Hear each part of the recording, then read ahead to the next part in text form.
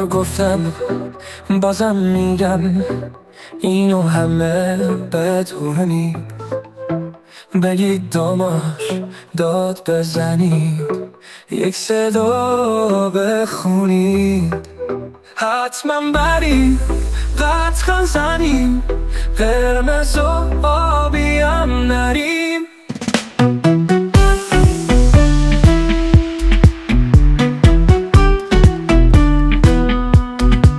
حتما بریم قطعا زنیم، قرمز و آبی هم نریم، هم نریم. آیا برار آیا برار ویریز بو داماش داماش داد بزنی، داماش داماش فریاد بزنی، داماش.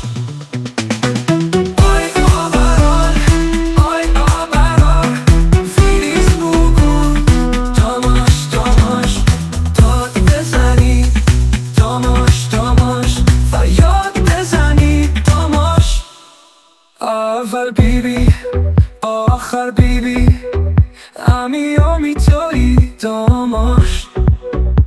شعار من اینه بگو، دنیا فقط رشت و داماش. آیا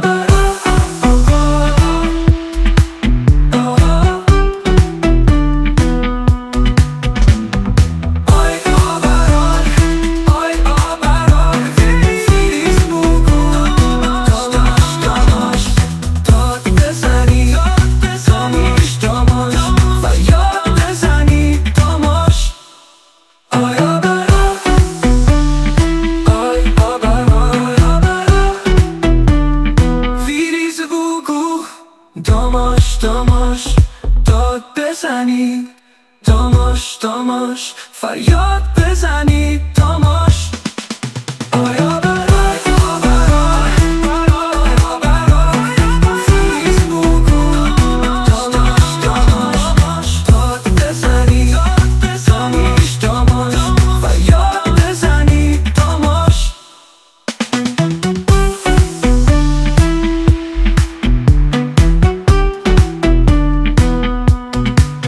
ادب و احترام دارم خدمت شما بینندگان عزیز، همراهان همیشگی شبکه باران. در خدمت شما هستیم با پخش زنده دیدار دو تیم داماش گیلان و مس سنگون، دیداری که از هفته 32 رقابت لیگ دسته اول فوتبال باشگاه کشور در ورزشگاه شهید عضدی رشت در حال برگزاری است.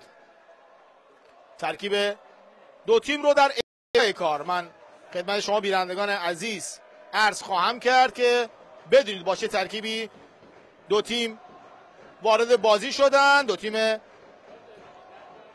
پرطرفدار فوتبال کشورمون، داماش کمی بیشتر و تیم مثل سنگون هم طرفدارای خاص خودش رو داره در شهر تبریز. اما ترکیب رو بگم خدمت شما: کنعان طاهر نژاد، محمد سجاد قلی بیگی، امیر محمد سیمور، سید حسین حقشناس، محمد رستمی، سید محمد میری، میاد یزدانی، آرمان لطف‌خدا، رامین آقالو، یوسف بهزادی و رضا زاهد تبار. 11 بازیکنی هستند که علی نظر محمدی سرمربی تیم داماش گیلان به زمین مسابقه فرستاده. مدیر تیمشون هم آقای حسن شکوری است. اما در مقابل مهدی حقیقت، مهدی فرجپور، ماهان احمدزاده، حسین فلاحیان، رضا آقا بابایی، مهدی نجفی، میثم نامور، امید منصوری، میلاد شیخی سلیمانی، آزاد جعفری و محمد علی صفیا. 11 بازیکنی هستند که آقای علی اصغر کلانتری در این بازی به زمین مسابقه فرستاده. مدیر تیمشون هم آقای ایوب ذوالفقاری است و حامد حاجی محمدی هم که مدیر رسانه این تیمه. توپ به نفع داماشا بیرون رفته و پرتاب برای تیم داماش گیلان در همین ابتدای کار که مهدی حقیقت میاد و توپ رو جمع میکنه. دروازه‌بان تیم مس سنگون.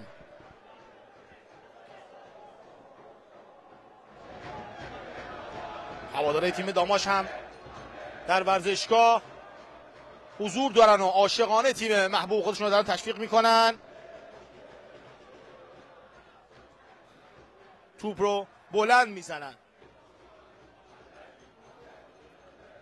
حالا بازیکن تیم مس صاحب توپ اصلا هاست که به بیرون میره.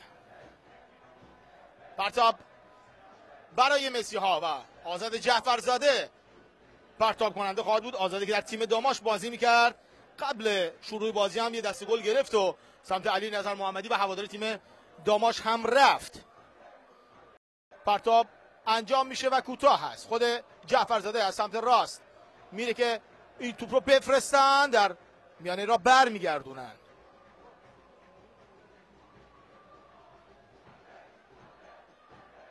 حالا در خط دفاعی بازیکن تیم مس سونگون میلاد سلیمانی بازم توپ به بیرون میره.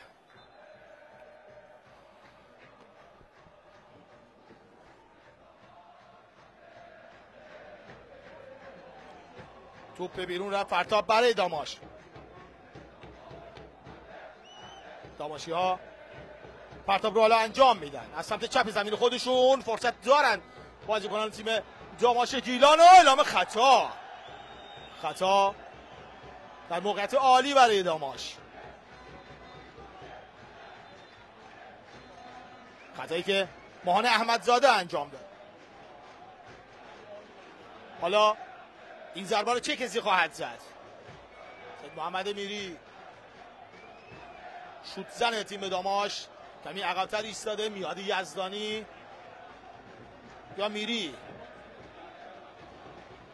پشت توپ ایستادن. حالا هر دو بازیکن. بازی یه بازی 6 امتیازیه برای هر دو تیم. فرصت برای بازیکن تیم داماش و توپی که با اختلاف اندک از بالای دروازه به بیرون میره.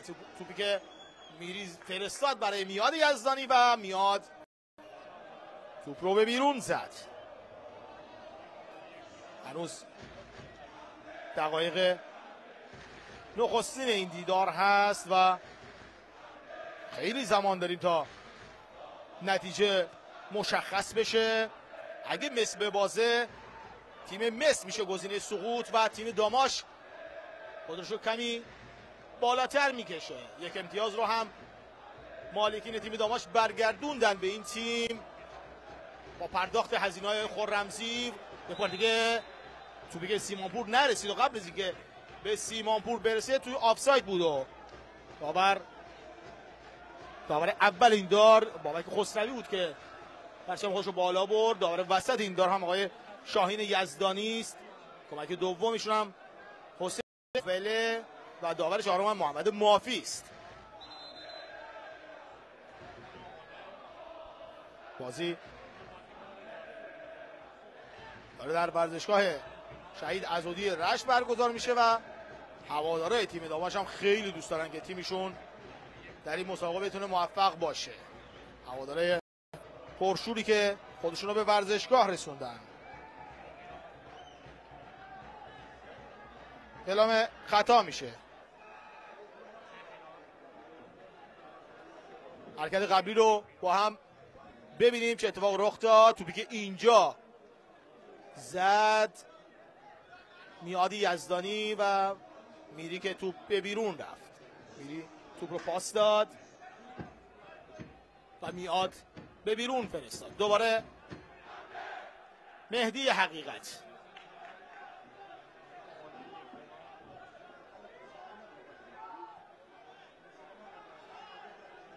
از سمت چپ توپ ارسال میشه. ضربه سر از بازیکن داماش. دوباره مسی ها و اعلام آفساید شده. این بار آقای نوفله پرچمش بالاست. داور دوم این دیدار، کمک داور این دار. این هم 23 سید حسین حقشناس بازیکن ملا سرایی تیم داماش گیلان. به چپ میبرن توپ رو. بازیکن تیم مس توپ رو بر میگردونن. یک بار دیگه به راست میارن، اما میلاد شیخی اینجا حضور داره از تیم مس. دو اشتباه فرصت برای بازیکن داشت و توپی که نرسید به سیمانپور. سید محمد میری فرستاد اما این چهره، اما سیمانپور نتونست خوب استفاده کنه. دوباره در خط دفاعی بازیکن تیم مس صاحب توپ هستن، به توپ که در اختیار دارن مسی ها. خطا نیست روی محمد رستمی. محمد روی زمین افتاد، کاپیتان تیم داماش، اما خطایی اعلام نشد. حالا از سمت چپ دوباره بازیکن تیم داماش صاحب توپ هستن، با توپ رو بیرون بزنن تا به وضعیت کاپیتان رستمی رسیدگی بشه.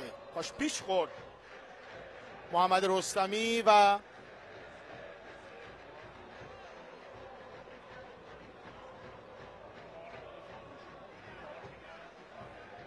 توپی که به بیرون زدن داماشی ها. این هواداره پرشور داماش تشویق میکنن تیم محبوب خودشون رو.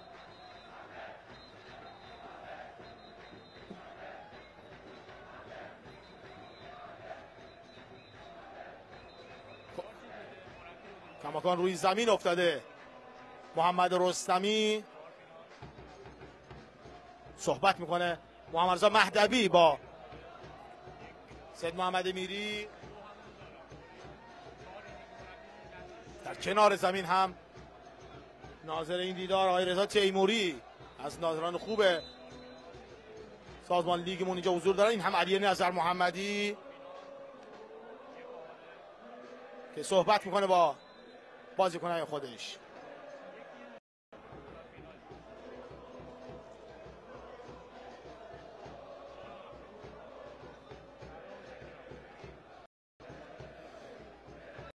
بازی رو از سر خواهند گرفت با توپی که داور در اختیار بازیکنان دو تیم میذاره. در بال بازی رو آغاز کرد داور. یک بار دیگه این سمت توپ رسید به حقیقت دروازه‌بان تیم مس. دوباره شیخی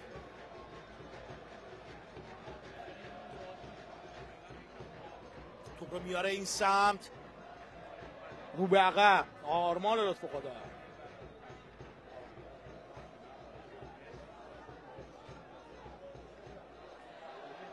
یک بار دیگه در اختیار دارن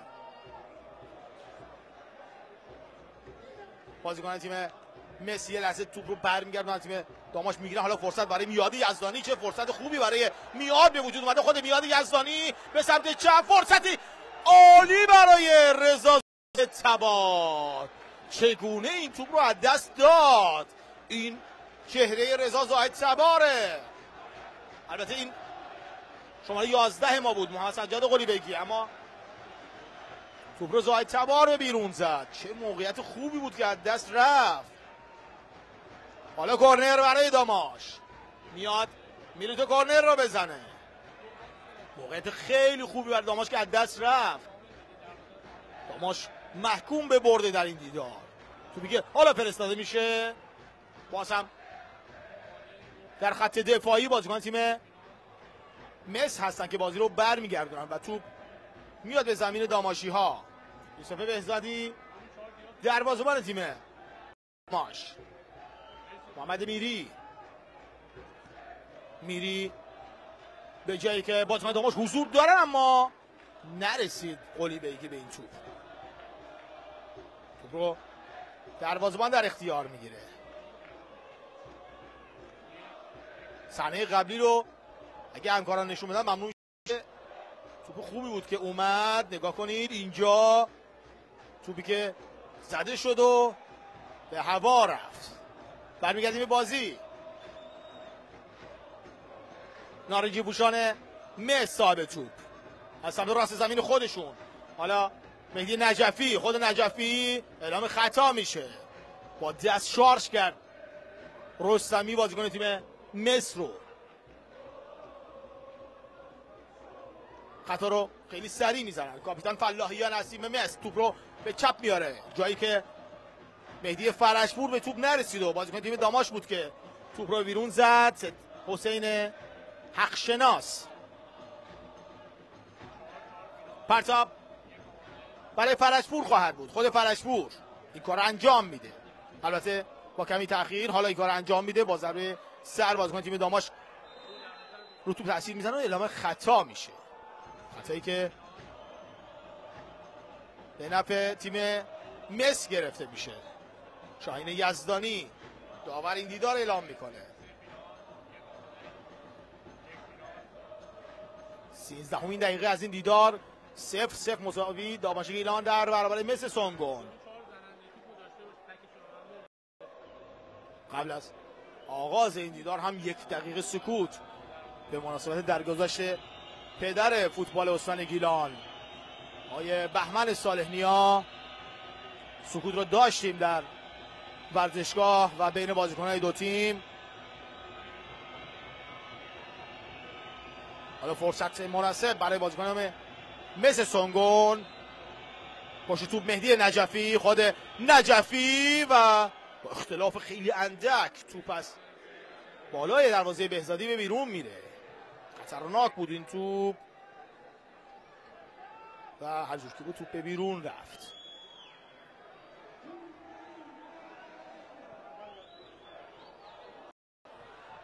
دوباره این سم بازیکن تیم داماش صاحب توپ هستن. توپ میگیرن یه لحظه از داماشی ها و توپی که این سم به بیرون میره.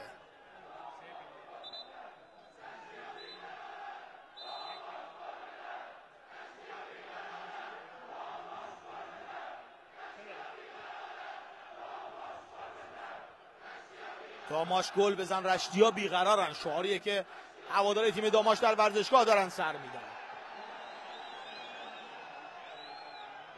توپ به بیرون میره. دوباره بازیکن تیم داماش صاحب توپ میری به راست میاره توپ رو جایی که حقشناس حضور داره. خود حقشناس توپ از بازیکن تیم مس سونگون. دوباره مسی ها فرشپور بود که توپ رو زد و اشتباه توپش میری رسید. پاس خوب میری رضا زاهد سواری که نتونست توپ رو بگیره. دوباره قلیبیگی توپ یه لحظه زیر پاش رد شد. خود قلیبیگی کماکان توپ رو در اختیار داره، به چپ میبره برای میاد یزدانی و میادی که باز هم از همون سمت چپ میخواد حمله رو تدارک بره. میاد یزدانی و توپی که فرستاد اما دیر فرستاد. باز هم فرصت هست. محمد رستمی و توپی که آرام آرام از دروازه بیرون رفت و این دروازه‌بان تیم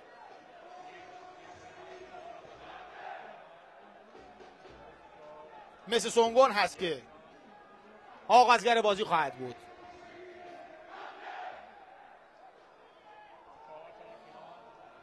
حقیقت توپ خواهد فرستاد.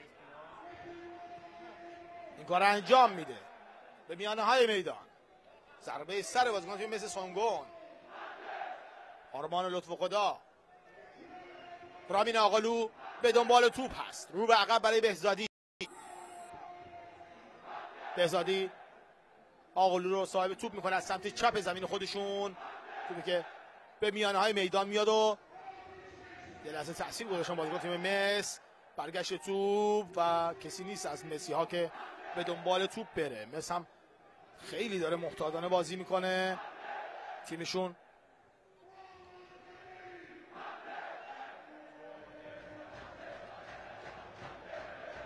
در آستانه سقوط قرار میگیره اگر این بازی رو ببازن و انتظار دارن که در این ورزشگاه بتونن حداقل امتیاز رو بگیرن و دست خالی خارج نشن. از اون سمت هم بازیکنای تیم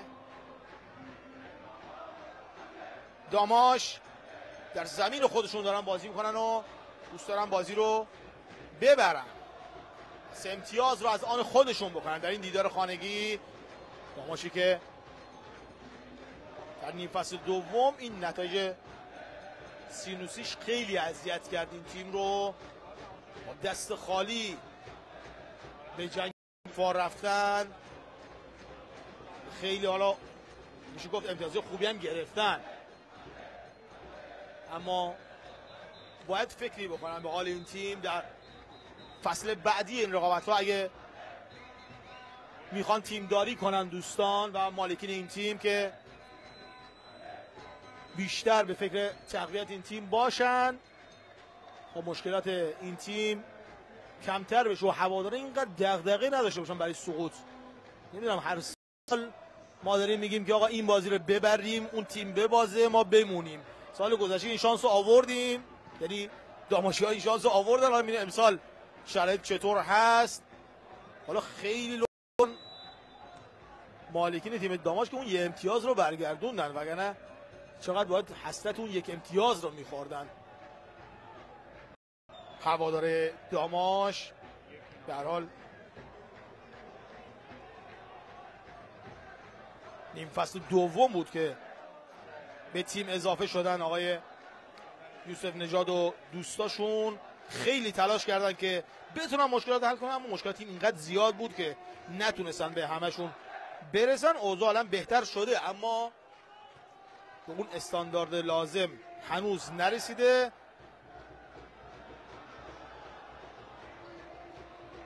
حدود 522 میلیون تومان به آقای خرمزی واریز شد.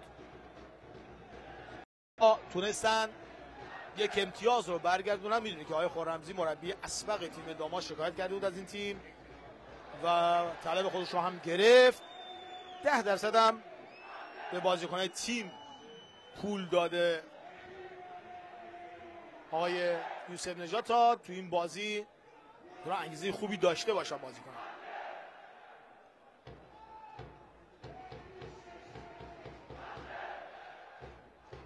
در خط دفاعی خودشون دارن کار میکنن، به میانه میدان میان. تو داماشی‌ها یک پاس بلند که به کنعان اگه برسه آفسایده. کنعان بله توی آفساید بود.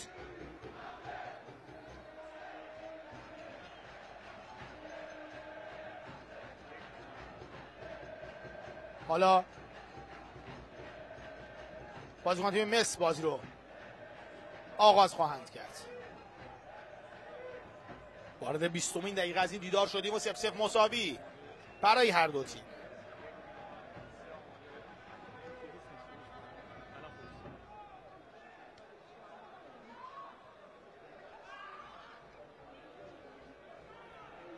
یک بار دیگه داماشی‌ها در میانه میدان، فرصت هست برای بازیکن تیم داماش و سیمانپور تک به تک داره میشه. سیمانپور و گل اول، گل اول برای داماش و زننده گل امیر محمد سیمانپور.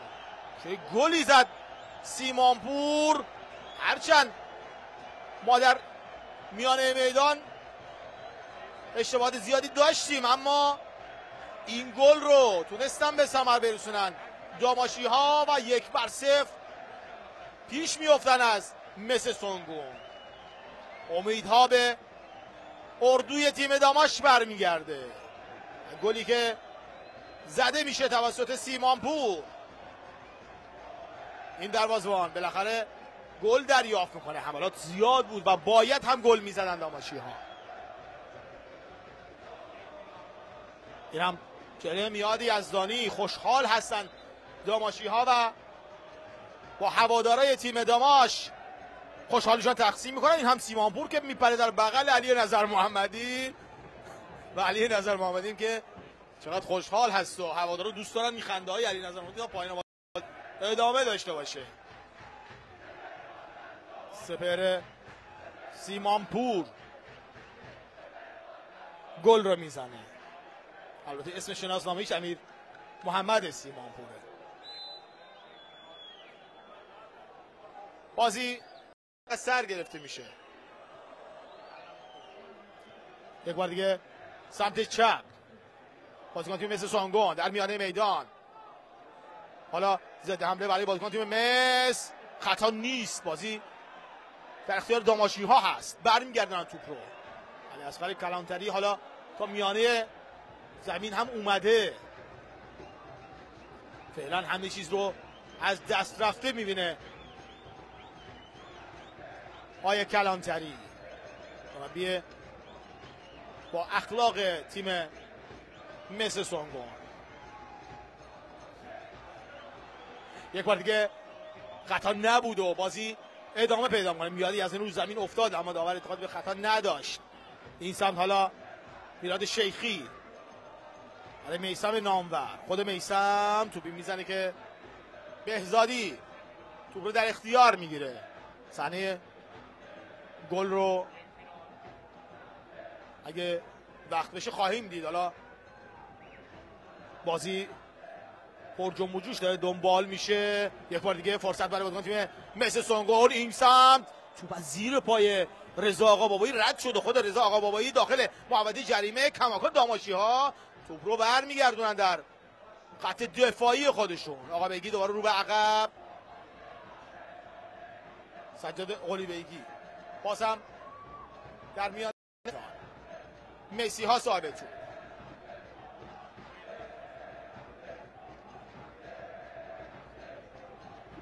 بازم توپ به بیرون میاد. علی نظر محمدی حالا بلند میشه و این نفس راحت داره میکشه. ببینید این فور هست که توپ رو این گونه از بغل دروازه‌بان رد کرد و توپ رو وارد دروازه تیم مس کرد. از کمی قبلترش هم خواهیم دید. حالا صحنه بازی وقت شد که از کجا شروع کردن توپ رو و به گل تبدیل کردن. داماش 1 مس 0. یک بار دیگه داماشی ها و توپی که هنوز بیرون نرفت و به بیرون نمیزنن توپ رو در حالی که روی زمین افتاده. میاد یزدانی. حالا صحنه آیسا رو ببینیم. اینجا از وسط زمین شروع کردن حمله رو. اینجا تک به تک شد سپهر سیمانپور و گلی که به ثمر رسید. علی نظر محمدی حفظ جوشی میخوره. علی نظر محمدی انگار تیمش 1-0 عقبه. البته تیمش 1-0 جلو هست اما خب اصلش همینه. اگه بخواد بیشتر تلاش کنه شاید گل دوم رو بزنه و خیالش کمی راحت‌تر بشه تیم داماش.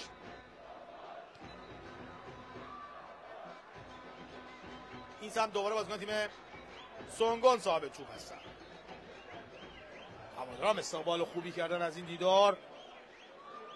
دیروز علیرضا جهانبخش بازیکن اسبق تیم داماش و تیم ملی فوتبال کشورمون درخواست کرده بود از هوادارا که به ورزشگاه بیان و ورزشگاه رو پر کنن. یک بار دیگه بازیکن تیم مس و به خوبی دروازه‌بان توپ رو دور میکنه بهزادی.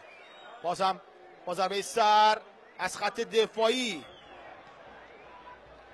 توپ رو دور میکنن بازیکنان تیم داماش. این سمت دوباره توپ رو در اختیار میگیره بهزادی. این چهره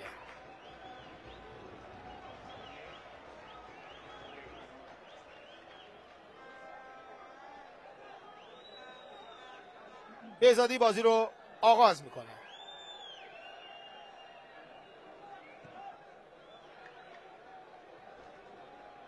داماش با این گلی که زده الان میتونه 33 امتیازه بشه و با 33 امتیاز میتونه یه پله صعود کنه. نیروی زمینی هم باید ببینیم بازیش چه خواهد شد. اگه همین نتیجه باقی بمونه یک امتیاز از نیروی زمینی هم بالاتر خواهد رفت تیم داماش. البته خیلی وقت هست. حالا با آخر بازی ما نتیجه همزمان رو هم خواهیم گفت که چه اتفاقاتی رخ خواهد داد و بازی‌های همزمان چه خواهد شد. یک بار دیگه بازیکن تیم مس و خطا نیست و از کنار دروازه بازی رو باید آغاز کنن بازیکن تیم داماش. یوسف بهزادی آغازگر بازی خواهد بود برای داماش.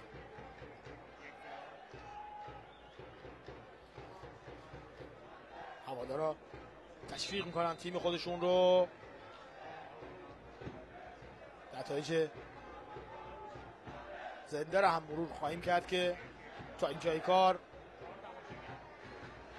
همه بازی ها 0-0 به جز نفت و گاز گشتاران که دو گل رو الان به تیم شهرداری آستارا زده شهرداری آستارا که بازی گل نخوره باید تعجب کنیم. همه بازیاشو نگفته دیگه، همه رو باخته. البته بچه‌ها میگن یه گل هم زده.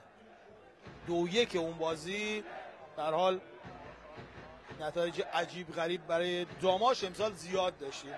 بخشید شهرداری آستارا زیاد داشتیم و مابقی بازی ها همه 0-0 مساویه و مونده بازی پارس جنوبی پالایش که ساعت 19 تازه آغاز میشه.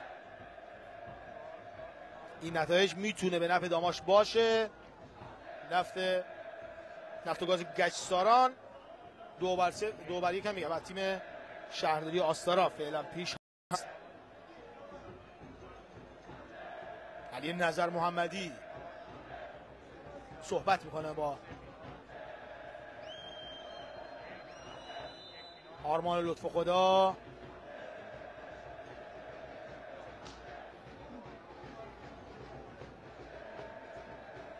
یک بار دیگه از سمت راست بازیکن تیم داماش توپشون بیرون میره و بازیکن تیم مثل سونگو بازی رو آغاز میکنن از سمت راست زمین خودشون در میانه میدان. میثم نامور رو به عقب،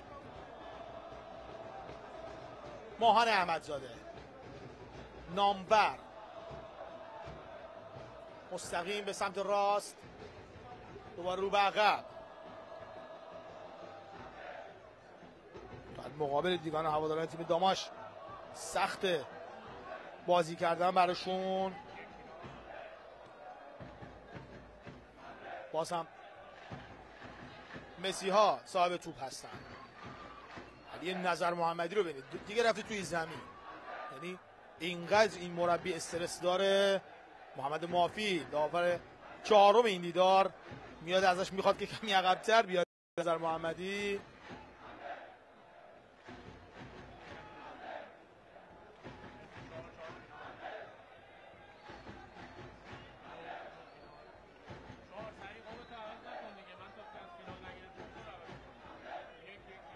بازم پرتاب برای داماش. سیمانپور بود که پرتاب رو انجام داد. خودش ببخشید بکنم آره حقشناس بود که پرتاب رو انجام داد، خودش هم روی زمین افتاده. حقشناس از کشاله پای سمت چپ خودش احساس درد کرد و روی زمین افتاد. دارن به وضعیت بازیکن داماش رسیدگی میکنن. در حال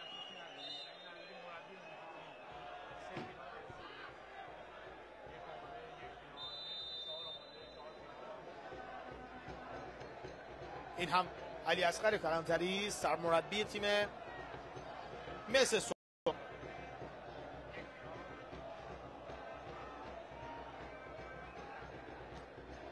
بازی از سر گرفته میشه.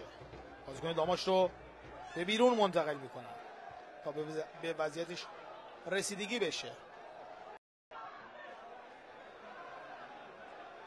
یک بار دیگه از سمت راست بازیکن تیم مثل سونگون توپ رو میگیرن از داماشی ها.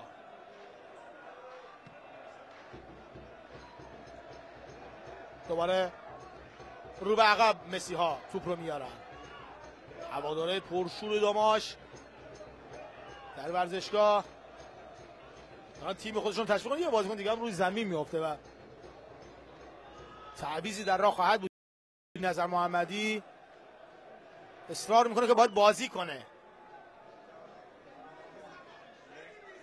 با دوربین پایین شاید بتونیم علی نظر رو ببینیم اینجا. آره اصرار میکنه که حتما باید بازی کنه حقشناس و نمیخواد تعویضش کنه علی نظر محمدی. حرس جوش هم که میخوره به این دلیله که میگه نباید تعویض بشه. حالا حقشناس هم میگم از ناحیه کشاله ران خودش احساس درد میکنه. محمد میری هم حالا احساس درد میکنه. هر دو بازیکن رو مجبوره که تعویض کنه دیگه، حالا راهی هم نداره. دو بازیکن فرا میخونه تا بتونه تعویض ها رو انجام بده. ببینیم حالا چه تصمیم میگیره علی خدایی و ماهان باقری پور رو من دیدم که کنار زمین. حالا چه تصمیم رو علی نظر محمدی خواهد گرفت. فطرتی بود که فطرتی رو حالا داره باش صحبت میکنه. سید محمد میری چرا دیگه حالا مصدوم شد؟ محمد میری هم بد موقع مصدوم شده، حالا میتونست از وجود استفاده کنه علی نظر محمدی. بیا این دلیلی که نظر محمدی الان ناراحت هست.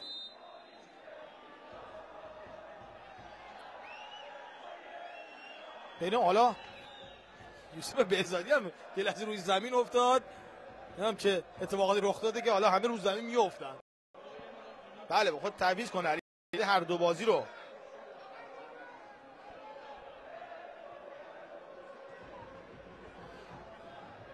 آره این تعویض هر دو قرار انجام میشه. اون سمت حالا میبینیم که بازیکن تیم داماش صاحب توپ هستن، 9 نفر زمین بازی میکنن. هنوز وقت نشد که تعویضا انجام بشه. هر دو بازیکن راهی رختکن شدن. فکر کنم حقشناس که رفت رو تو رختکن. حالا سید محمد میری رو ندیدم رفت رو نیمکت یا رختکن. آره رفت رختکن و تعویضها انجام بشه اگه توپ به بیرون بره. فعلا که توپ توی زمین هست و تعویض نمیتونن بکنن. خیلی خطرناک است برای داماش. 9 نفره در مقابل تیم مثل سونگون دارن بازی میکنن. حالا بهزادی توپ رو میگیره. خود بهزادی حالا موقعی که اون درد خودش رو نشون بده چی کار میخواست بکنه. توپ رو به بیرون میزنه که تعویضها انجام بشه. چرا نمیزنن بیرون؟ رضا زاهدتبار بعد توپی که به بیرون میره به نفع تیم داماش. حالا تعویضا رو انجام میشه. اسماعیل فطرتی و علی خدایی دو بازیکن هستن که وارد بازی میشن برای تیم داماش گیلان. 35مین دقیقه از این دیدار. اعلام خطا نمیشه. بازیکن تیم مس کماکان صاحب توپ هستند.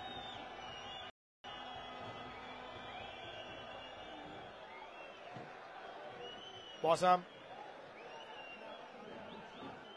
از سمت راست زمین خودشون دارن حمله به بازیکن تیم مس و اعلام خطا. این بار روی آزاد جعفرزاده خطا انجام میشه.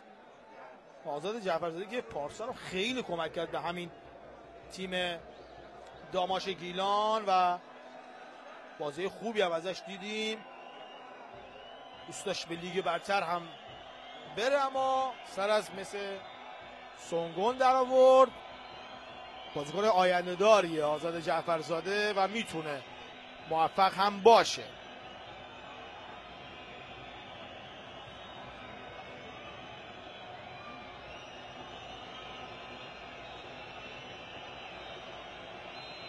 یه بار دیگه از پشت محبته بازیکن تیم مس توپی که راهی کورنر میشه.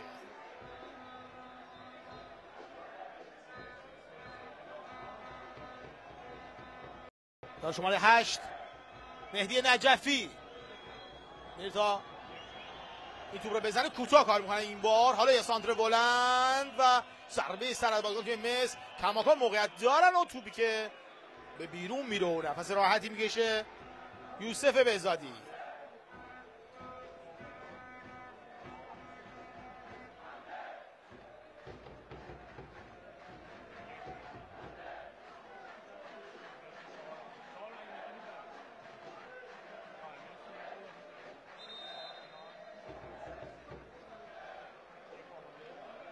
آستارا گل سومم میگن خورده و حالا وضعیتش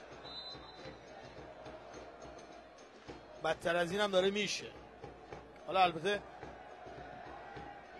بالاتر سیاهی که دیگه رنگی نیست. تیم سقوط کرده به رقابت‌های لیگ دسته دوم. نیروی زمینی هم یه گل میزنه و خیلی بد میشه. نیروی زمینی حالا گل میزنه که به ضرر تیم داماش میشه. حالا اونجا هم فرشاد پیوس داره کار میکنه. فرشاد پیوسی که از وقتی اومد تیم نیرو زمینی خوب نتیجه گرفته. حالا اینجا هم یه ضربه خوب برای تیم داماش به دست اومده، به چپ میزنه این توپ رو رستمی. حالا یه سان فرصت دیگه برای داماشی ها، داخل دروازه میره توپ یا که خیر این اتفاق رخ نمیده. باز هم صاحب توپ بازیکن تیم داماش. فرصت برای این تیم از سمت چپ، نمیذاره توپ ازش رد بشه علی خدایی و توپی که به بیرون میزنه رضا آقا بابایی. بازیکن در کنار دروازه روی زمین افتاده. ماهان احمدزاده است فکر کنم، بله، که روی زمین افتاده.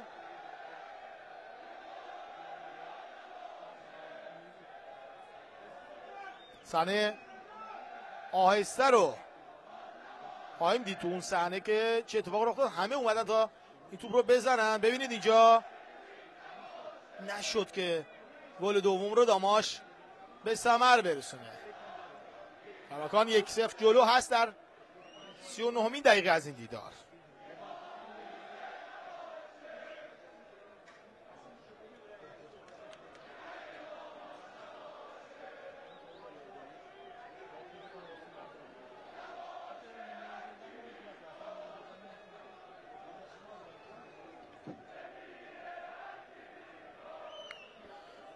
منتظریم تا داور اجازه کار رو بده که بازی رو آغاز کنن. حالا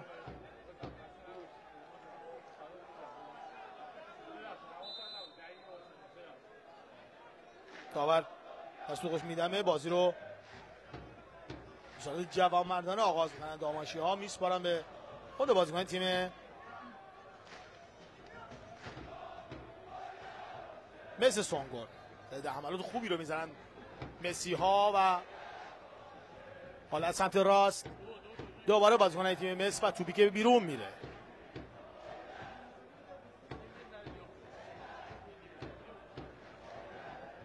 همه بازی ها داره جذاب دنبال میشه در لیگ یک و امروزی که باید ببینیم چه اتفاقاتی رو خواهد داد برای تیم های لیگ یکی، تیم هایی که تمام تلاش خودشون رو کردن تا امسال بتونن خودشون رو در این لیگ حفظ کنن و تیم های در آستانه سقوط هم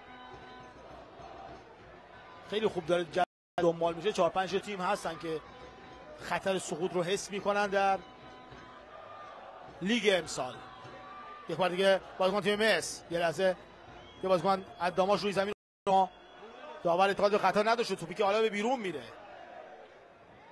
سیمانپور بود فکر کنم روی زمین افتاده هنوز. آره سیمانپور که روی زمین افتاده و باید وضعش رسیدگی بشه. داور بهش اعتراض میکنن که چرا بازی رو نگه داشته. علی نظر محمودی بهش میگه که باید ببینه بازیکن خودشون روی زمین افتاده.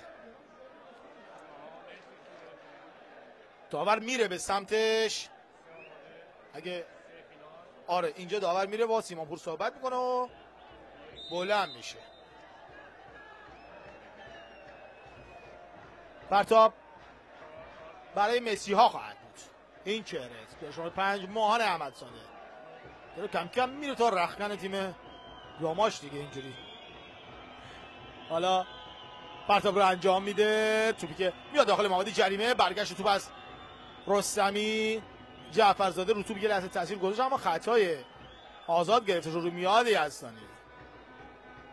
عرض کردم رضا پورمهدی و آزاد جعفرزاده قبل شروع بازی رفتن سمت تماشاگر تیم داماشی. عرض ادب من کردم با تماشاگرای این تیم که خاطرات خوبی رو باهاشون دارن در لیگ پارسال.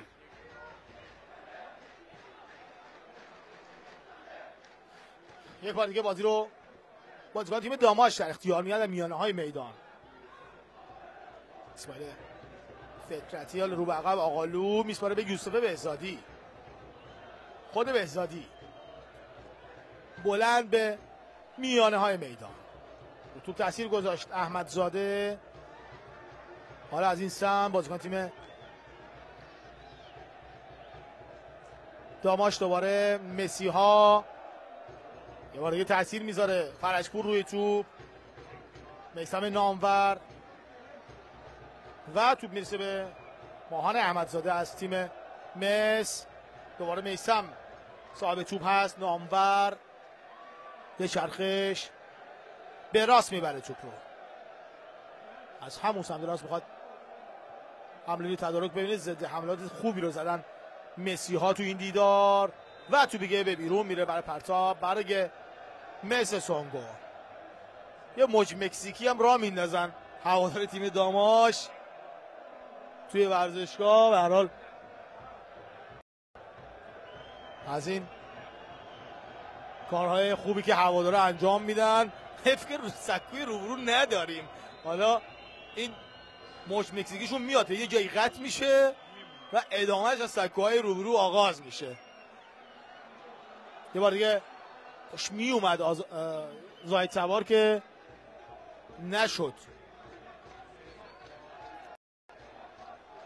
به هر حال زحمات زیادی کشیده شد تا این ورزشگاه این گونه آماده بشه.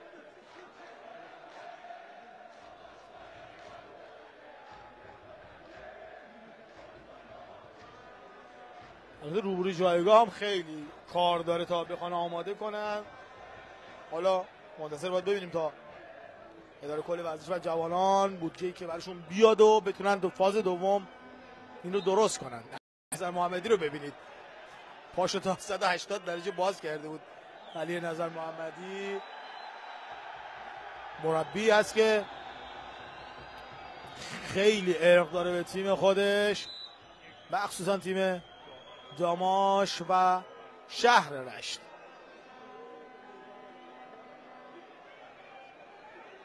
درس و جوشی که میخوره در کنار زمین مشخصه.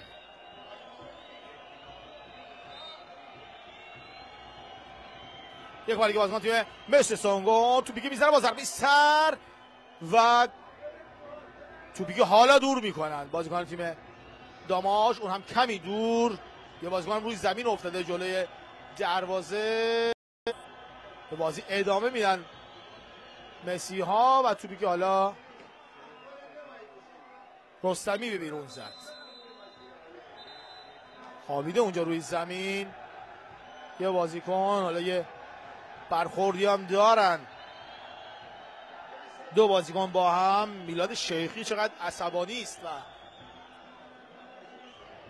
صحبت میکنه. 6 دقیقه هم وقت تلف شده داور اعلام میکنه برای نیمه دوم. 6 دقیقه‌ای که از الان داره محاسبه میشه.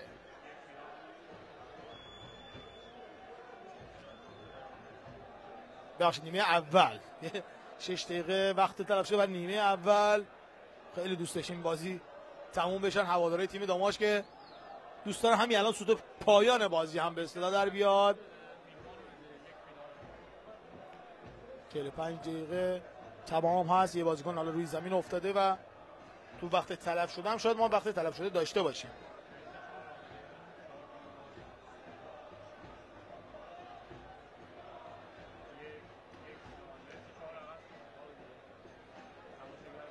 حالا منتظر هستیم تا داور اجازه بده بازی رو شروع کنه.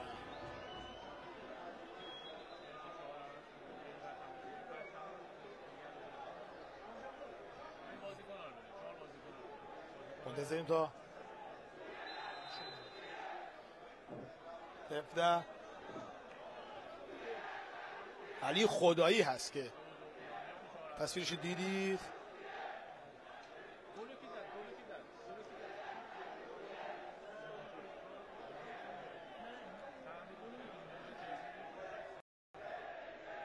با گل سپر سیمانپور در این بازی ما تیم داماش 1-0 فعلا جلو هست و گلی که سیمانپور به ثمر رسوند و تیم رو پیش انداخت. تیم داماش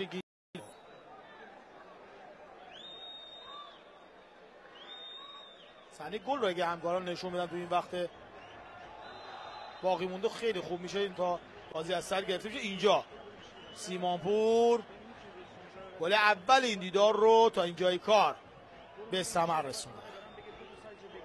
یک بار دیگه توپ میاد، باز هم بازیکن تیم مس سونگون و توپی که این بار راهی کرنر میشه.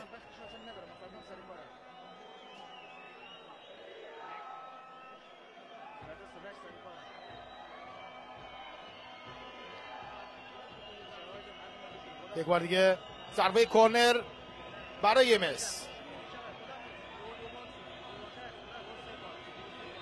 ضربه‌ای که خواهند فرستاد حالا روی دروازه تیم داماش و بر میگردونن این توپ رو. دوباره موقعیت داره تیم مس، یه لحظه رو توپ تاثیر گذاشت میثم نامور. حالا ضد حمله برای تیم داماش گیلان. ببینید از توپ چگونه استفاده خواهد میاد یزدانی. خود میاد سمدرس هم خالی است، اگه پاس بده میاد کماکان خودش توپ رو در اختیار داره.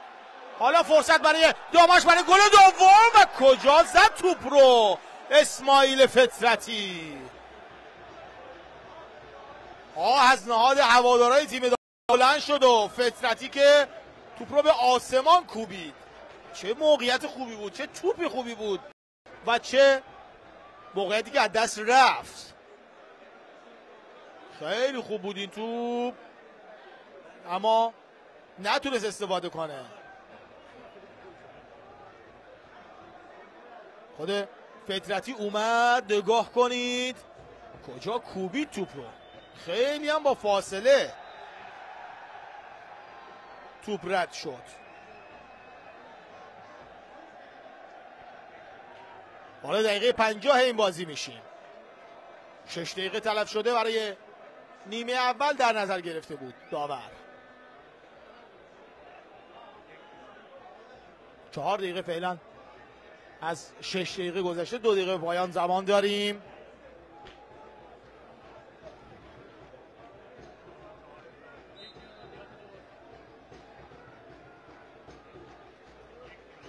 آغازگر بازی خواهد بود یوسف بهزادی. خود بهزادی میزنه به میانه های میدان. دوباره بازیکن تیم داماش یه لحظه رو توپ تاثیر میذارن.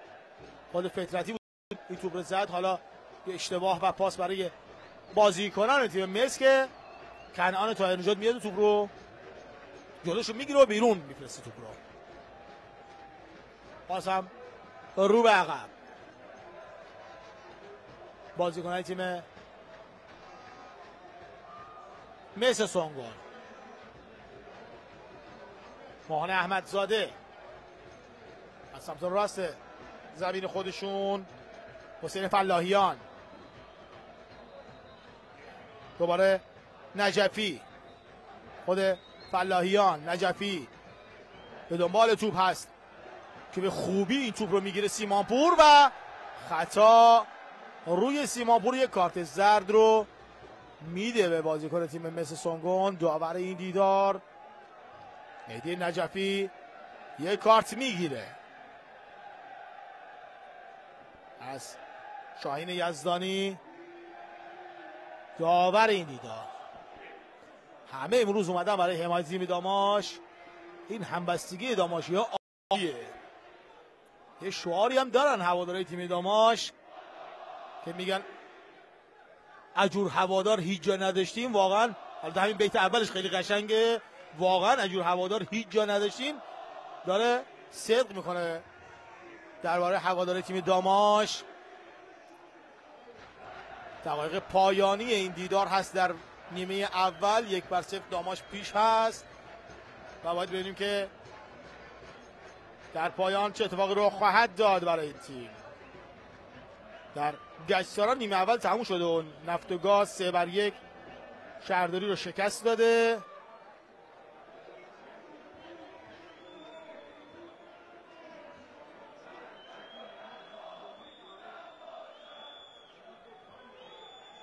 دیگه ثانیه‌های پایانی است و داور کم کم باید سوت پایان نیمه اول رو بزنه. خود هواداران دیگه حوصله‌شون سر رفته و میگن داور سوت بزنه. همه دارن یک صدا سوت میزنن و با این ساعتی که ما داریم الان وقت تلف شده هم تموم شده. سیمانپور، آقالو، دوباره قلی بیگی که توپ بهش نرسید و اشتباه میتونست کار دست مسی ها بده. توپ رو به راست میبرن بازیکن تیم مسی سونگون. باز هم توپ روی خوب این بار از میاد یزدانی. خود میاد دو سه بازیکن احاطه‌اش کردن میاد رو. جالبه که خطایی هم نمیگیره داور. باز هم برگشت توپ از بازیکن تیم مسی سونگون. از سمت راست خودشون زده حمله داره شکل میگیره برای این تیم. اوه خطرناک است این زده حمله. رو به عقب یه شوت و توپی که به بیرون میزنه رضا آقابابایی و اینجا سوت پایان نیمه اول هم به صدا در میاد. به صورت کوتاه خواهیم کرد همراه همکاران خوبمون در مستقر در ورزشگاه شهید عضدی شهر رشت با آغاز نیمه دوم در خدمت شما خواهیم بود.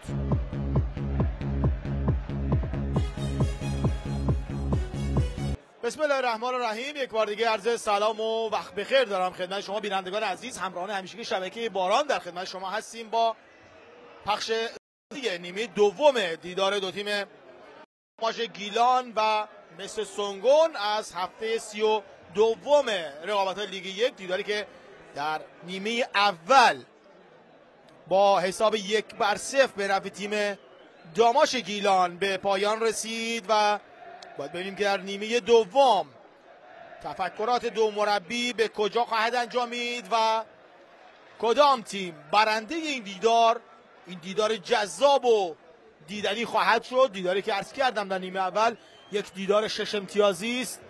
کمی تیم مسی سونگون هم دیر به زمین مسابقه میاد انجام نیمه دوم و در حال باید بریم که دلیل این کارشون چی بوده. ذخیره های تیم مسی سونگون هم یه لحظه در تصویر دیدید. داور میاد در میانه میدان تا بازی رو آغاز کنه. داور وسط این دیدار آقای شاهین یزدانی است. کمک داور اول ایشون بابک خسروی است. دوم ایشون حسین نوفعله و داور چهارم هم محمد معافی است. کماکان دارن در کنار زمین صحبت میکنن چه اتفاق افتاده.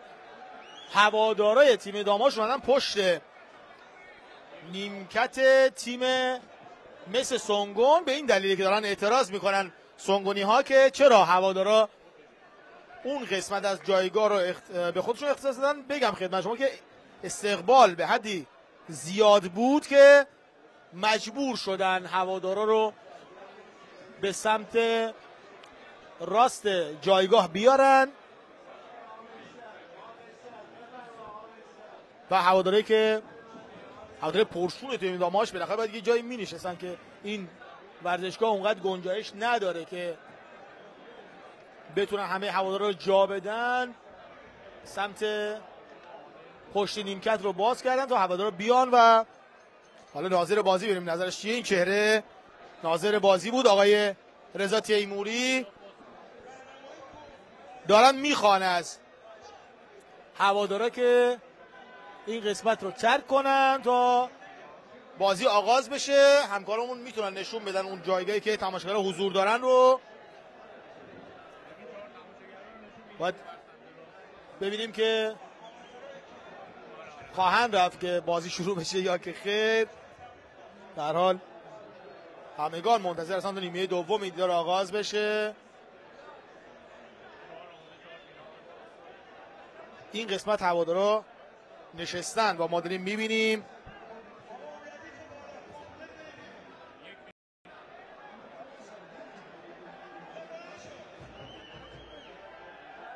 علی نظر محمدی حالا میاد از هوادارا میخواد که این قسمت رو ترک کنن.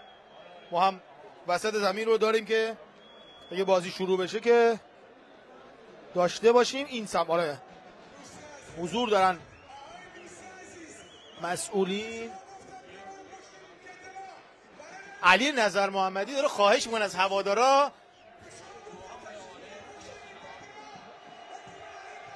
اینا. حالا میبینیم ما علی نظر محمدی میخواد از هواداراش که این قسمت جایگاه ترک کنن. نباید در رو باز میکردن.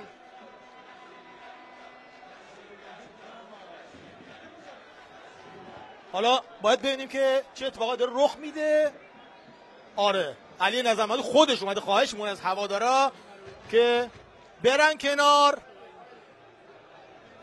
جالبه که همه دارن اونجا درگیر میشن با گوینده ورزشگاه، حتی علی رفعتی یکی از عکاسام که باش درگیر شدن.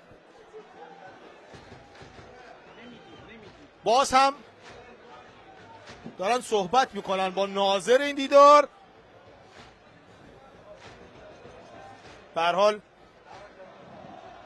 هنوز اون گوشه رو خالی نکردن هوادارای تیم داماش گیلان.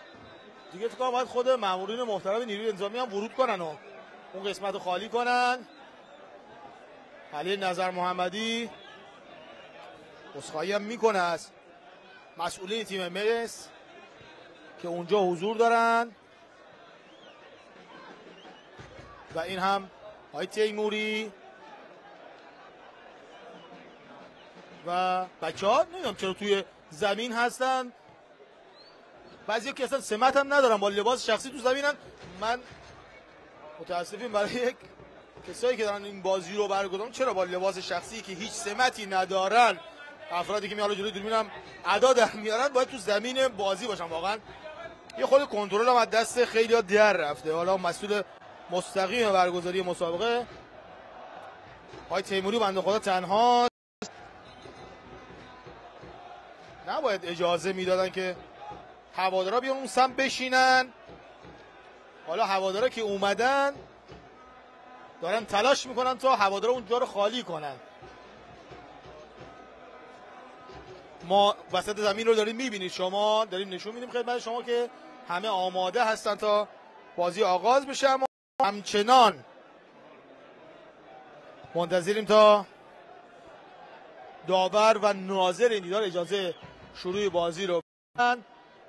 البته اینا هم بگم این قسمتی که هواداره تیم داماش اومدن اونقدر هم به نیمکت نزدیک نیستن و میشه بازی برگزار بشه، هیچ خلالی هم ایجاد نمیکنه.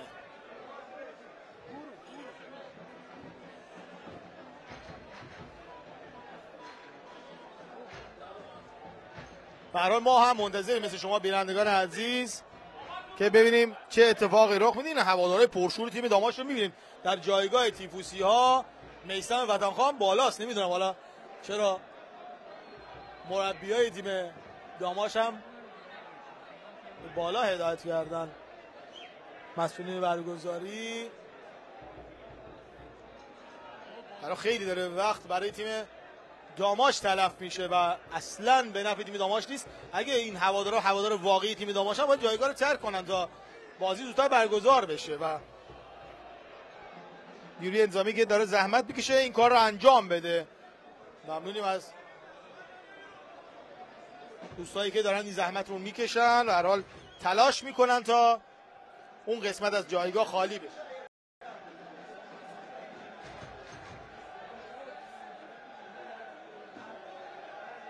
علی نظر محمدی رو هم میبینید در تصویر.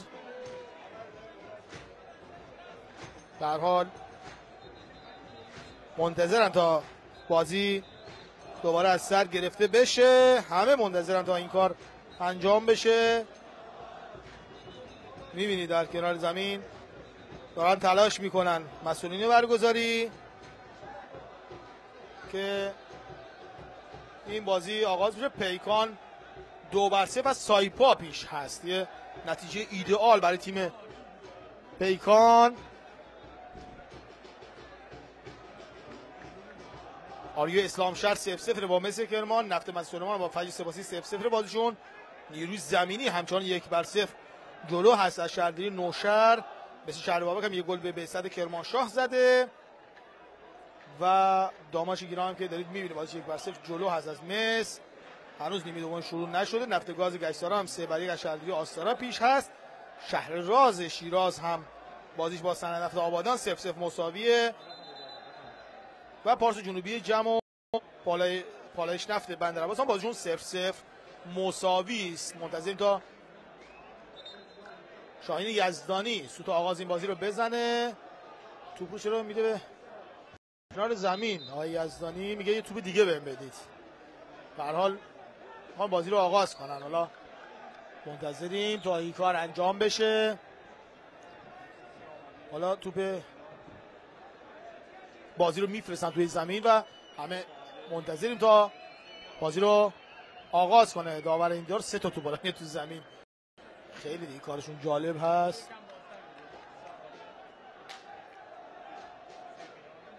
حالا بالاخره سوت آغاز نیمه دوم بعد از وقفه حدوداً 10 دقیقه‌ای آغاز میشه و بازی از سر گرفته میشه.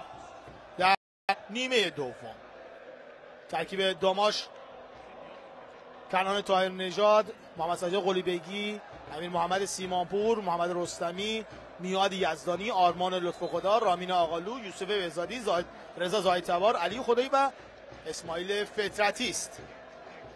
به سرمربیگری علی نظر محمدی. اما در تیم مقابل مهدی حقیقت، مهدی فرجپور، ماهان احمدزاده، حسین فلاحیان، رضا آقابابایی، مهدی نجفی، میثم نامور، امید منصوری، میلاد شیخی، آزاد جعفرزاده و محمد علی صفیا بازیکن‌های این تیم رو تشکیل میدن. این رو هم بگم خدمت شما که تیم داماشگیلان 2 تغییر رو داشته در نیمه اول. علی خدایی و فطرتی به جای حقشناس و سید محمد میری به زمین مسابقه بودن که هر دو بازیکن مصدوم شدن. 5 دقیقه هم داریم تا اذان مغرب به افق رشت. از همه شما بینندگان عزیز التماس دعا داریم در دقایق منتهی به اذان مغرب. یک بار دیگه توپ رو در اختیار داره احمدزاده، میانه های میدان. توپ قلیبگی رو به عقب میاد، جایی که حقیقت حضور داره، مهدی حقیقت.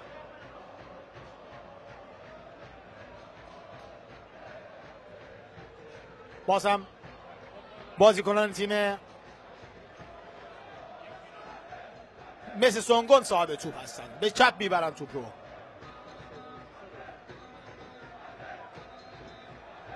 تشویق میکنن هواداری تیم داماش تیم خودشون رو. از ساعتها قبل از آغاز بازی تو ورزشگاه حضور دارن. یه نکته جالب رو هم بگم خدمت شما که طرفدارا و هواداری تیم ملوان هم تو ورزشگاه حضور دارن و دارن تیم داماش رو تشویق میکنن.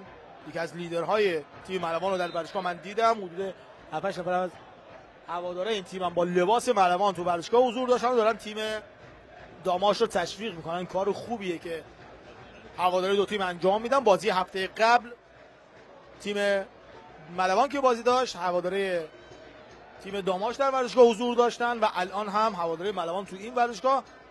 واقعا این دوستی ها میتونه به فوتبال ما کمک کنه، مخصوصا فوتبال استان گیلانمون که همه جوره با مشکلات داره دست و پنجه نرم میکنه. این دوستی ها میتونه زیاد بشه در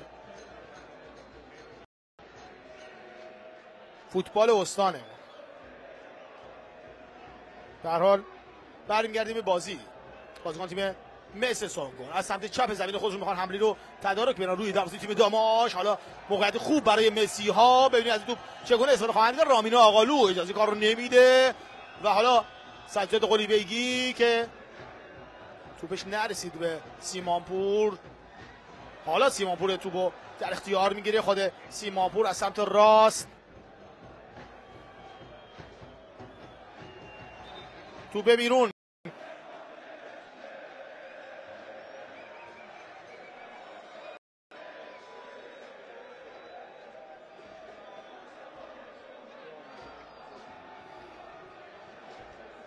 پرتاب برای تیم داماش خواهد بود. این کار رو انجام میدن، با ضربه سر توپ رو برمیگردونن.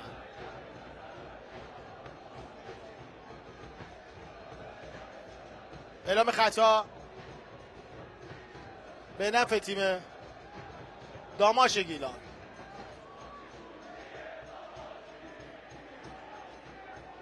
رو به عقب.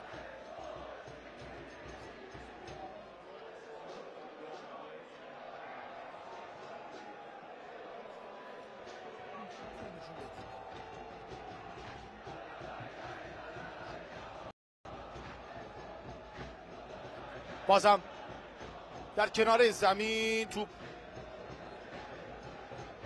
در اختیار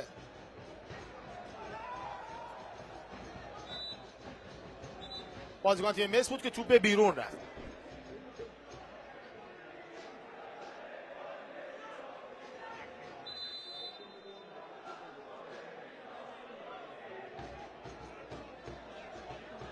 پرتاب برای مس سونگون خواهد بود در این دقایق از بازی. 50مین دقیقه رو هم داریم پشت سر میذاریم.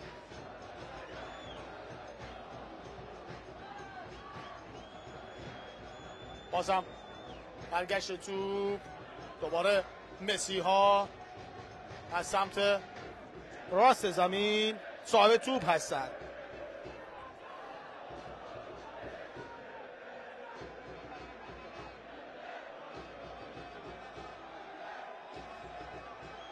به لحظات ملکوتی اذان مغرب هم نزدیک شدیم و باید خدمت شما عرض کنم که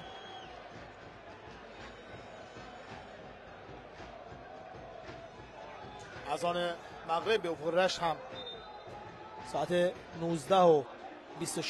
بوده که الان به دلیل پخش این دیدار از آن پخش نمیشه. از شما بینندگان عزیز هم التماس دعای خیر داریم. توپ در اختیار بازیکن تیم داماش هست. باز هم در میانه میدان. یک بار دیگه مسی ها توپ رو برمیگردونن. باز هم در همون میانه میدان هست که بازیکن تیم مس صاحب توپ هستن. توپ به دست قلیبگی برخورد میکنه و اعلام خطای هند میشه. داور میره تا جلوی تنش رو هم بگیره. قلیبگی رو کمی دور میکنن.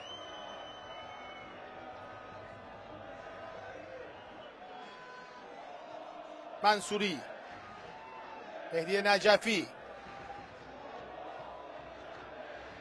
باز هم از سمت راست زمین خودشون صاحب توپ هستن بازیکن تیم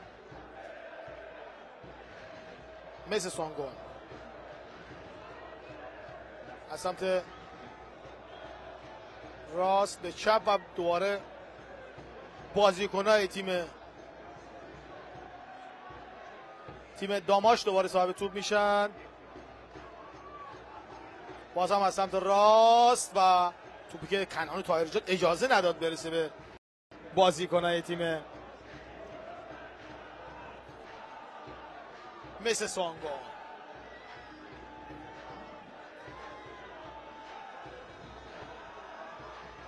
از سمت چپ زمین تیم مس سونگون صاحب توپ هستن بازیکن تیم مس. خیلی دارن تلاش میکنن راهی به دروازه تیم داماش پیدا کنن مسی ها، اما همچنان موفق تر بازیکن تیم داماش هستن. خوب بستن خط میانی خودشون رو، برعکس نیمه اول که در وسط زمین مشکل داشتن. اما حالا از سمت راست آزاد جعفرزاده کمی عقب‌تر، داماشی ها اجازه کار رو باز هم نمیدن. یه سانت خوب از بازیکن تیم مس سونگون داخل محوطه جریمه که توپ خوبی رو خدایی کمی دور کرد. حالا توپ این سم میاد دوباره در زمین تیم مس.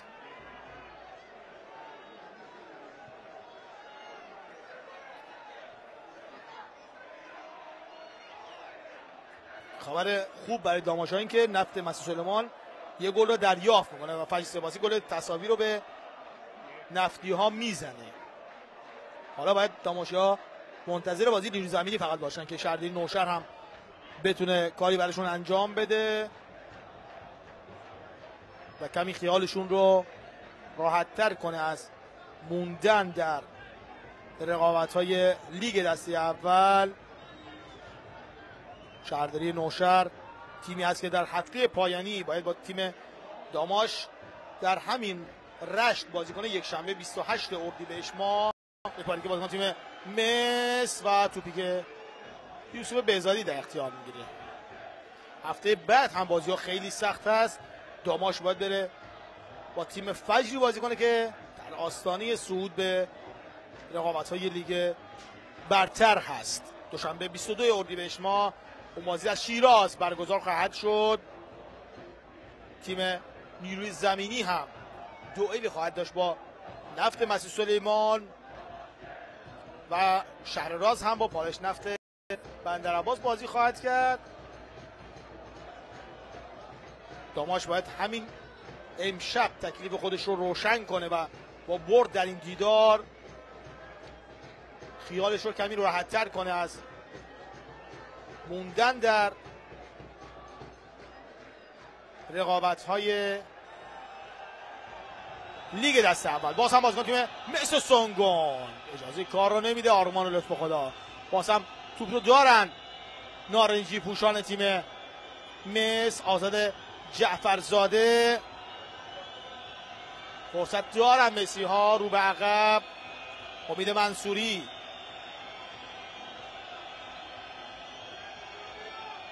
یک دیگه از سمت راست زمین خودشون به میانه های میدان میارن توپ رو.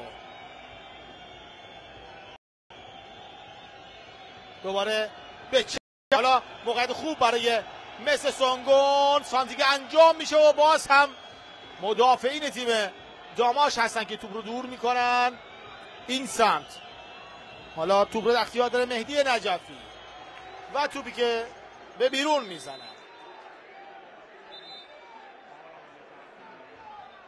یه تعویض برای داماش. 62 مهرداد حیدری به زمین بازی خواهد اومد به جای فطرتی که خودش هم در نیمه اول به زمین بازی اومده بود. گفتم اون ضربه‌ای که فطرتی خوب نزدم ناراحت کرد علی نظر محمدی رو. به هر حال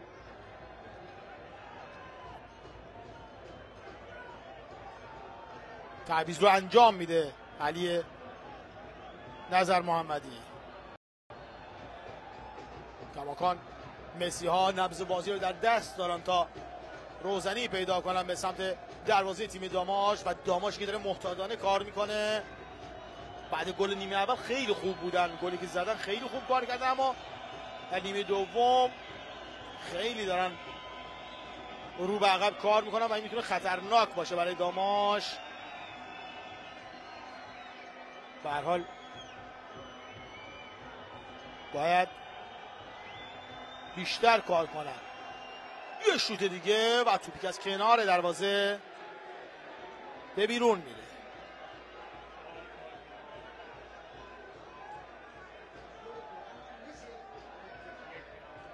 یوسف بهزادی بازی رو آغاز خواهد کرد.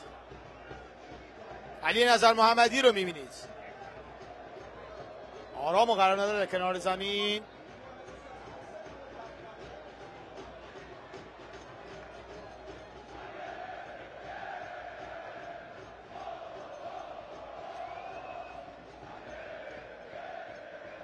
باز هم توپ رو در اختیار میگیرن بازیکن تیم مس و اینجا داماشا یه ضد حمله رو میخوان بدن که توپ نرسید به مهرداد حیدری. باز هم این سمت بازیکن تیم مس صاحب توپ.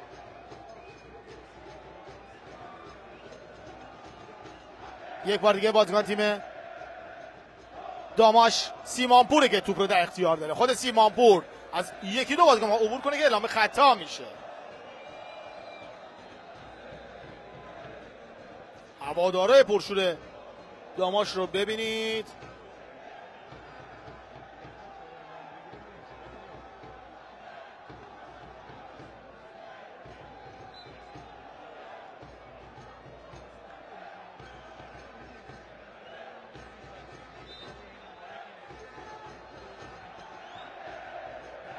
اینجا هم یوسف نژاد مالک باشگاه داماش اگه از تصویر دیدید جالبه که پدرشون هم در ورزشگاه حضور دارن و دارن بازی رو نزدیک میبینن. در حال میگم همه امروز اومدن تا حمایت کنن از تیم داماش گیلان. اعلام خطا میشه به نفع تیم داماش.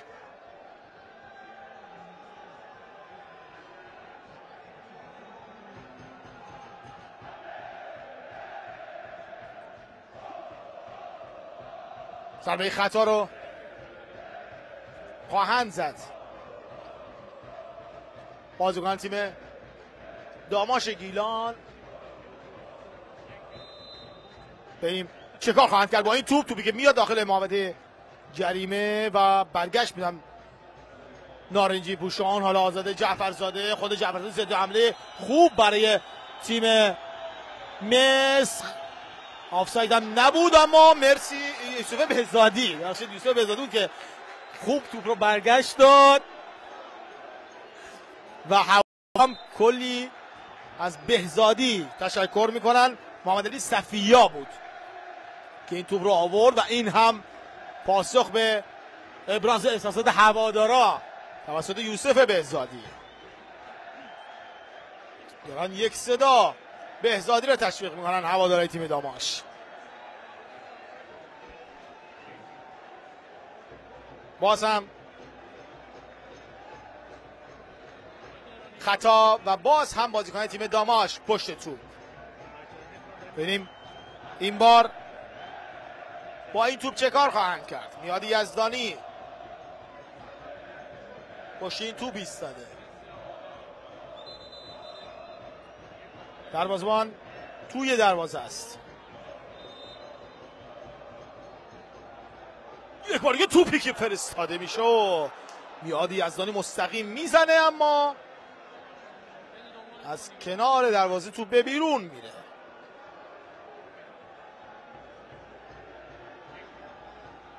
دوباره بازیکن تیم مصر آغاز کرده بازی است. جعفرزاده رو به عقب فرستاد توپ رو. حالا فلاحیان، حسین فلاحیان به چپ میبره توپ رو. موقعیت دیگری رو میخوان ایجاد کنن، به راست میارن امید منصوری. میثم میاد جلوش بود اما خود میثم میاد دوباره میاد اما نمیتونه توپ رو ازش بگیره. باز هم در میانه میدان صاحب توپ هستن.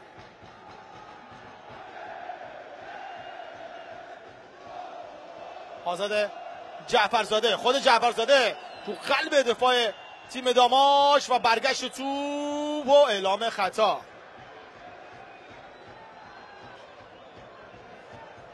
خطا اعلام میشه بر روی رستم.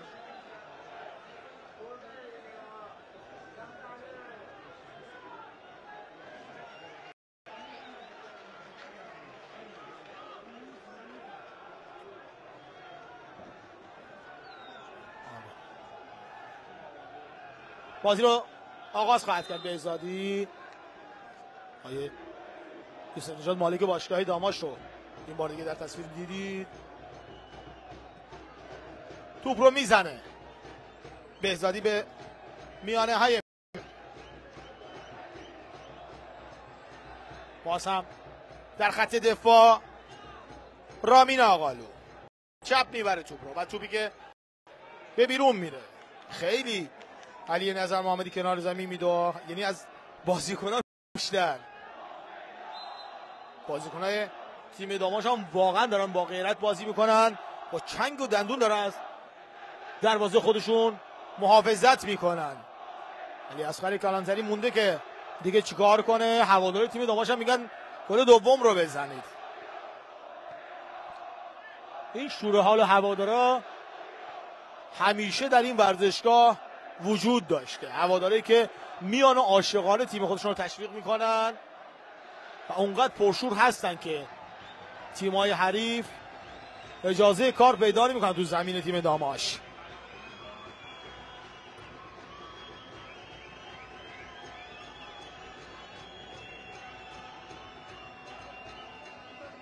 رضا کرمالاچی هم میخواد به بازی بیاره. علی اصغر کلانتری بازیکن ریزنقش و خوبی است. حالا اگه بیاد داماش کمی اوضاعش پیچیده‌تر هم خواهد شد. رضا زاهد تبار، خود زاهد تبار فرصت میخواد ایجاد کنه. زاهد تبار موفق نیست. قلی بیگی از سمت راست دوباره بازیکن تیم داماش سیمانپور از همون سمت میخوان حمله تدارک به خود سیمانپور و اعلام خطا زدن سیمانپور رو و یک کارت زرد که داور از جیبش در میاره و به بازیکن خاطی یعنی رضا آقابابایی میده.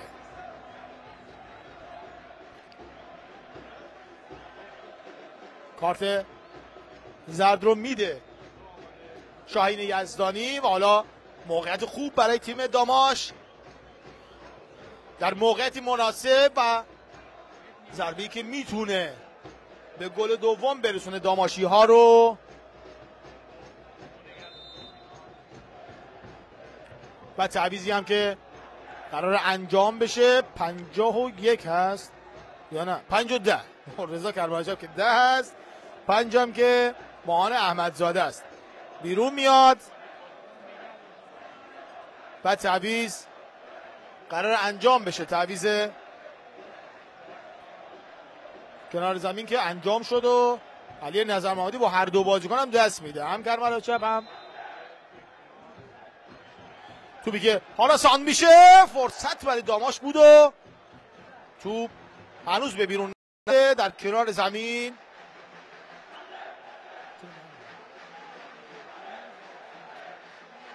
یک بار دیگه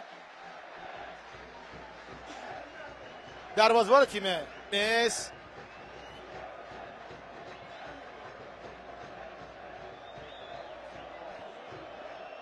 یک بار دیگه از سمت چپ بازیکنان تیم مس صاحب توپ هستن بازی رو میانه میدان میارن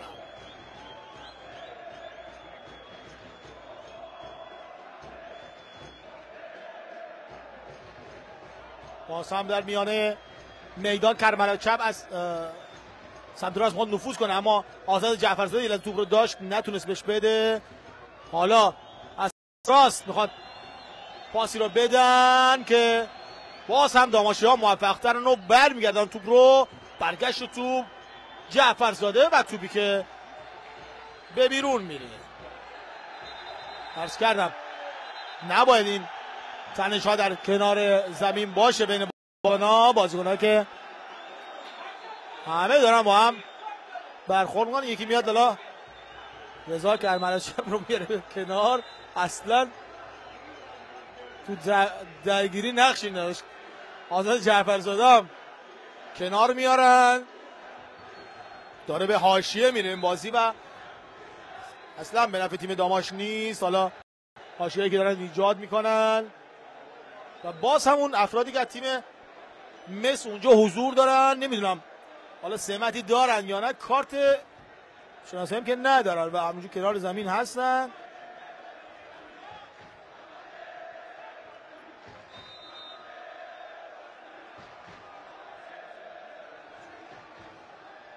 حالا باید ببینیم که نظر ناظر بازی چیه. میخواد از اون کسایی که اونجا هستن کنار برن و بازیکن‌های تیم ذخیره مصر هم میگن که بازیشون رو آغاز کنن. اصلا به صلاح دو تیم نیست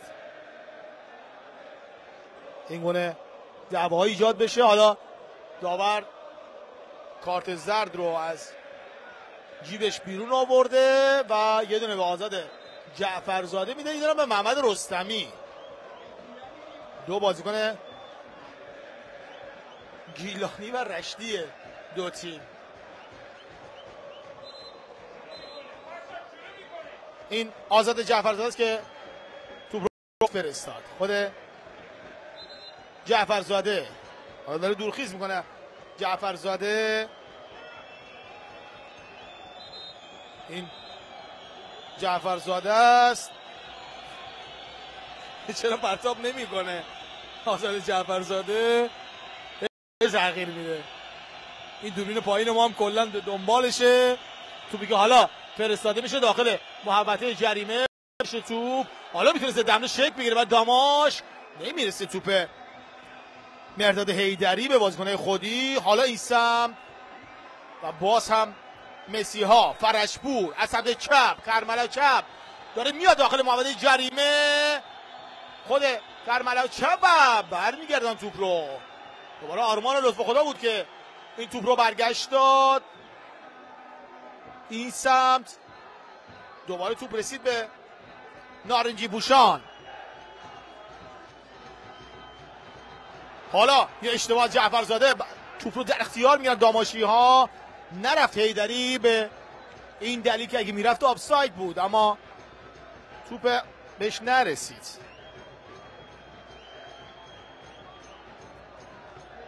باز هم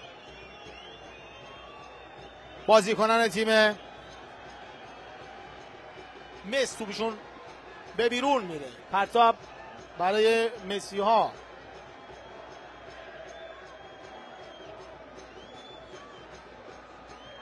در زمین خودشون صاحب توپ هستن مسی ها. یک بار دیگه از سمت راست توپ رو میزنن، سانتی که انجام میشه آفساید اعلام شده.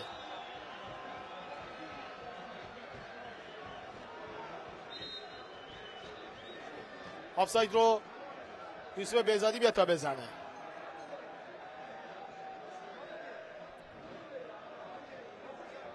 بازی های همزمان رو هم باید نگاه کنیم. 72مین دقیقه از این دیدار. داماش گیلان 1 مس سونگون 0.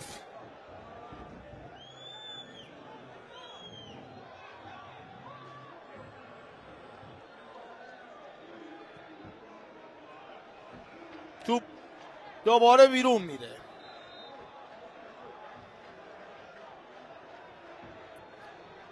شهرداری آستارا کماکان 3-1 عقب هست. بازی اونجا دقایق پایانی است.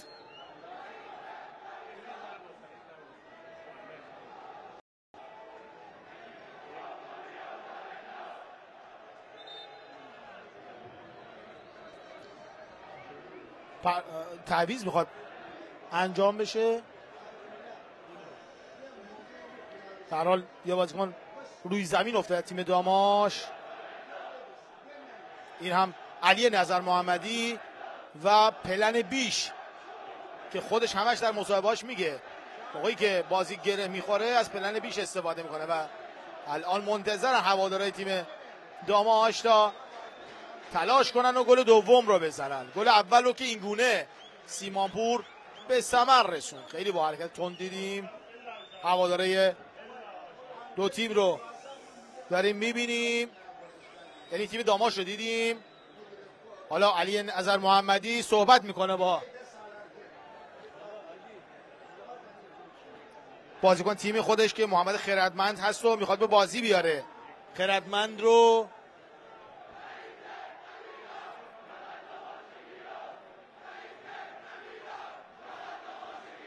بازی رو دوباره از سر خواهند گرفت بازیکنان دو تیم با داور. این هم گل سیمانپور. شعار جالبی هم سر میدن، نه اینتر نه میلان، فقط داماش گیل.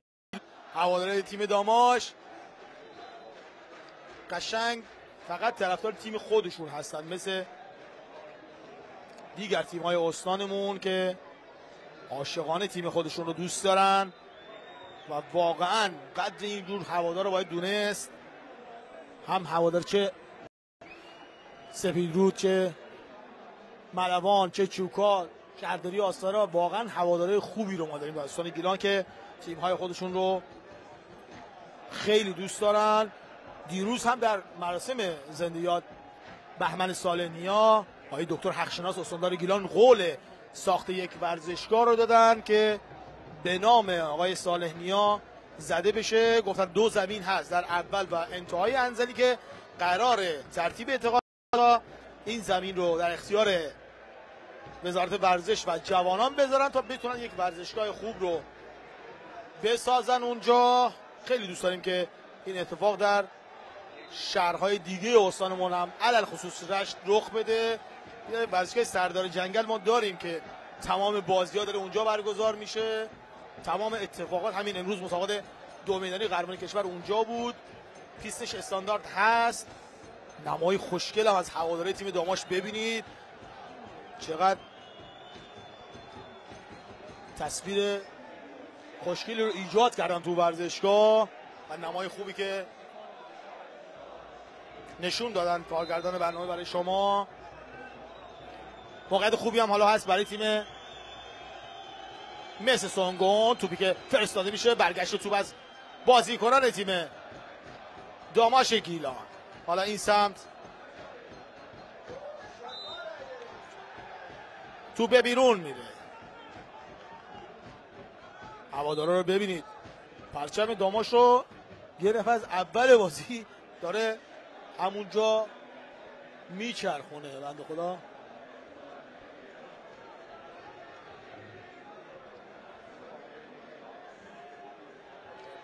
توپ به بیرون رفته و آزاد جعفرزاده هم اونجا هست. یه تعویض هم حالا انجام میشه. 77-30 اکبر خداداده به زمین مسابقه میاد. جعفرزادی که دارید در تصویر میبینید تعویض میشه. آزاد جعفرزاده تعویض میشه. حالا از سمت راست بازیکن تیم داماش گیلان رو به عقب. رستمی، توپ رستمی به خدایی نرسید و توپ به بیرون رفت. 77مین دقیقه این دیدار.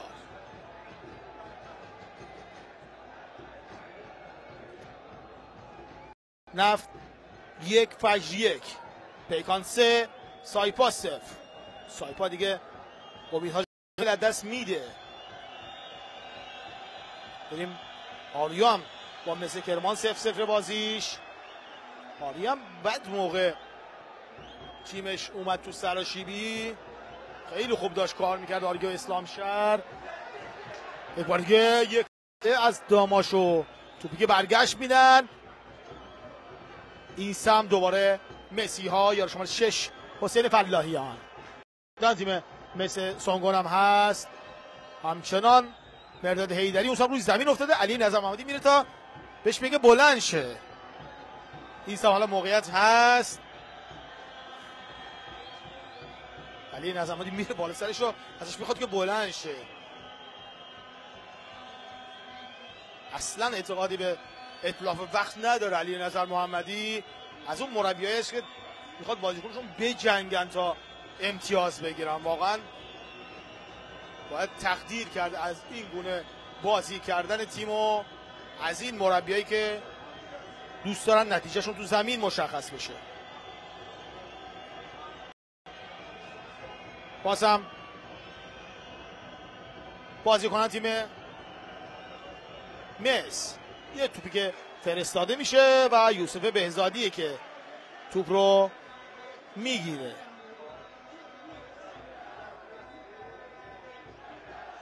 گل دوم فکر کنم برای نفت مسئولمان به ثمر رسید. حالا تو نتیجه که من دارم ببینم البته نمیشه به این نتایجم زیاد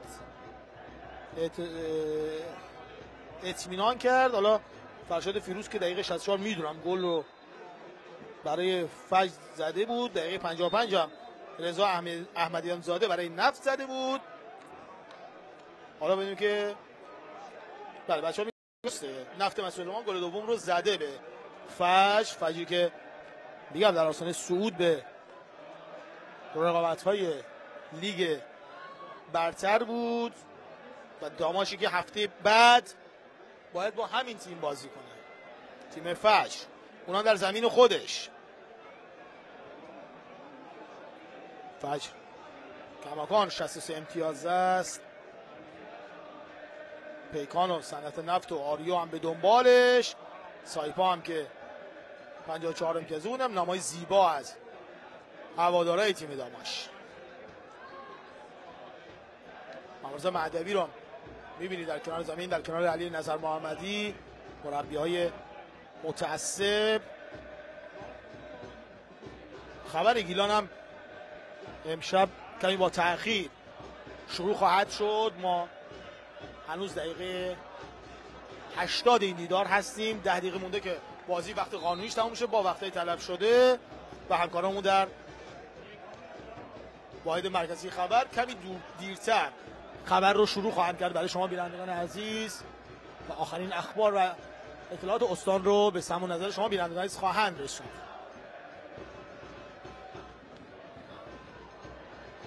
یک بار دیگه در میانه های میدان بازیکن تیم مس سونگون صاحب توپ منصوری از سمت راست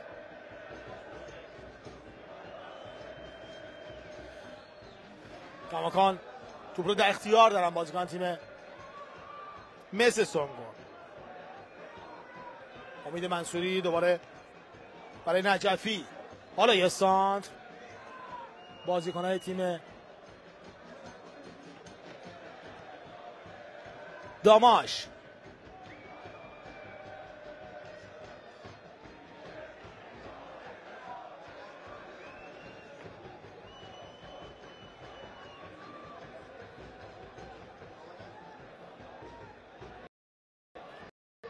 دوباره توپ را در اختیار دارن مسی ها از زمین خودشون. چه پرس خوبی رو کرده در نیمه دوم تیم داماش. اجازه کار رو ندادن به داماشی ها و به مسی ها و دروازه خودسته نگه داشتن، اما از حرص و جوش علی نظرمندی هیچی کم نمیکنه. این صحنه‌ای که میان توپ رو میزنن و حرص و جوشش برای علی نظر محمدیه. اینجا توپ رو برمیگردونن، باز هم بازیکن تیم داماش خطا نیست.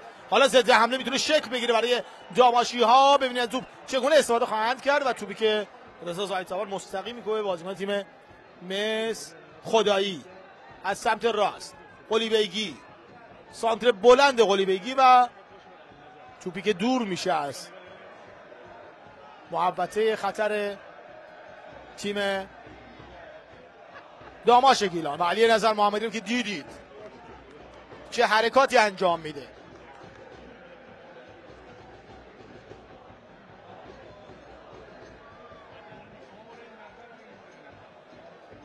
بازم سونگونی ها از سمت چپ زمین خودشون حمله رو میخوان تدارک کنن. رضا پورمهدی و اعلام خطا میشه. رضا پورمهدی هم بازیکن سابق همین تیم داماش بوده که حالا به زمین مسابقه میاد برای تیم مس سونگون و داره برای این تیم بازی میکنه.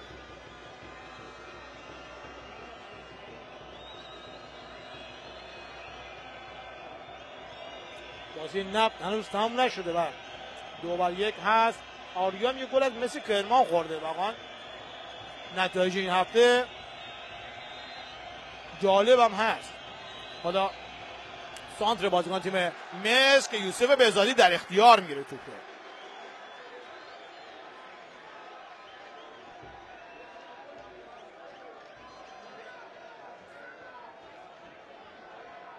میلاد احمدیه که گل دوم برای نفت مستشارمان زده و اون بازی داره 2-1 دنبال میشه.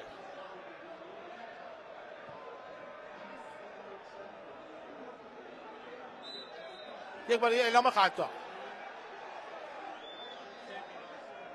یک کارت زرد رو هم به جون میخره مرداد حیدری با اعتراضی که انجام میده. معادلات لیگ یک کلا به هم خورده. حالا میگم خدمت شما که در صدر جدول چه اتفاقی میده. با این نتایج تا اینجای کار فجر با 60 امتیاز صدر نشینه، پیکان با 58 امتیاز دومه، صنعت نفت با 55 سوم و آریا هم با 54 امتیاز چهارم. پیکان الان گل سوم رو هم میزنه به سایپا عرفان جمشیدی و میگم نتایج خیلی عجیب غریب هست در این هفته. شهرداری آستارا هم در ته جدول که سقوط کرده. شهر راست الان 29 امتیاز است با این نتایج. نفت مسعود سلیمان میشه 30 امتیازه و داماش و مس سونگون هر دو 33 امتیازه و از اون سمت هم نیروی زمینی و نفت گاز گچساران تیم های بعدی هستن که نیروی زمینی 34 امتیاز داره و حالا نفت گاز هم که دیگه 39 امتیاز و بازم 39 شهری نوشهر هم 40 امتیاز که دیگه نمیرسن تا تیم‌های دهم تا 18 جدول. پس تا الان تیم نفت مسیح سلیمان و شهر راز و شهرداری آستارا تیم‌های صعود کننده هستند به رقابت‌های لیگ دسته دوم. 1 امتیاز داماش اگر برگرده این تیم هم 34 امتیازی میشه.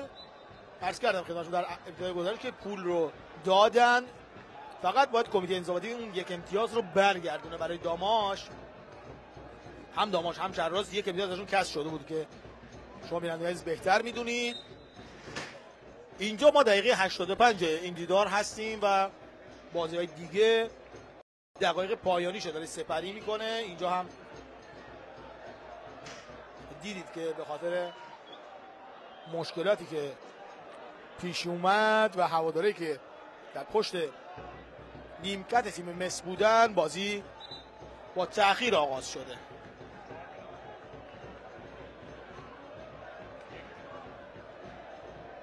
پرتاب برای مسی ها. پرتاب رو کوتاه انجام میده اکبر خدا داده. دوباره دروازه‌بانشون حقیقت، مهدی حقیقت. اوه شهر راز یه گل میزنه به سر نفت آبادان.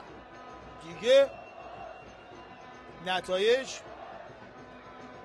داره عجیبتر هم میشه. شهر راز توسط عرفان گلشنی به گل رسیده. اون بازی تموم شد. شهر راز با همون نتیجه بازیش تموم میشه. نفتگاز قصران بازیش تموم میشه با شهرداری آستارا 3-1. مثل شهر بابک هم 1-1 با بهزاد کرمانشاه. پیکان هم بازیشون تموم شد. پیکان سایپا هم 3-0 به نفع پیکان تموم شد. عرض کنم خدمتشون آریام که یکیش باخت به مس کرمان. حالا این تیمای بالای جدول، پایین جدول هم می‌دونیم که نیروی زمینی بازیش میشه 1-0 فعلا جلو هست نیروی زمینی و این بازی موندو نفت مسئولان که 2-1 از فش پیش هست. یک بار دیگه فرصت برای بازیکن تیم مس کرملا چپ که اونشو میزنه تو به بیرون میده. این چهره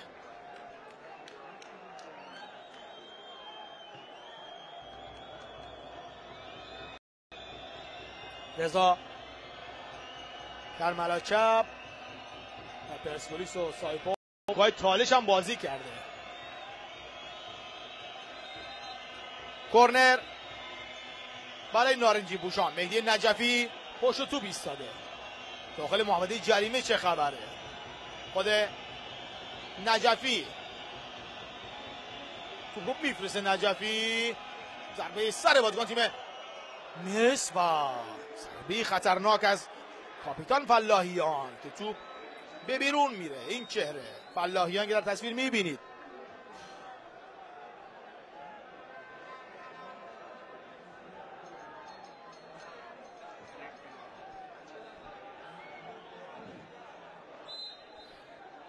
یوسف بهزادی بازی رو آغاز خواهد کرد. خود بهزادی دورخیزش رو میفرسته به میانه های میدان. باز هم توپ بیرون میره.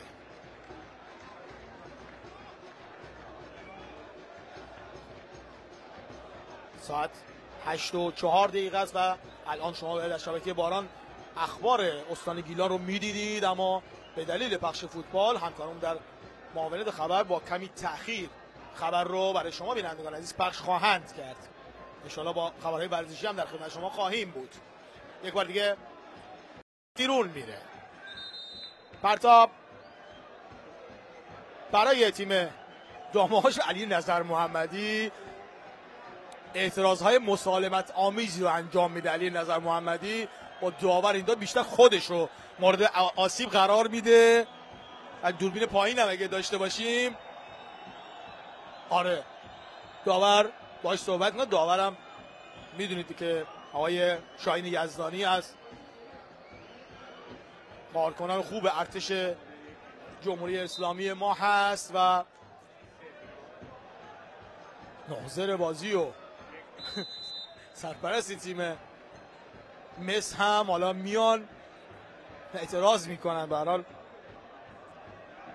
ذوالفقاری و دیگر دوستانمون در تیم مس. یک بار دیگه بازیکن تیم داماش میاد یزدانی و توپی که به بیرون میزنه میاد. 7 دقیقه وقت تلف شده، 7 دقیقه وقت تلف شده برای نیمه دوم در نظر گرفته میشه و داور چهارم آقای محمد معافی میاد و نشون میده. 7 دقیقه هم زمان زیادیه برای هر دو تیم، میتونه خوب باشه هم بد. دو تیمی که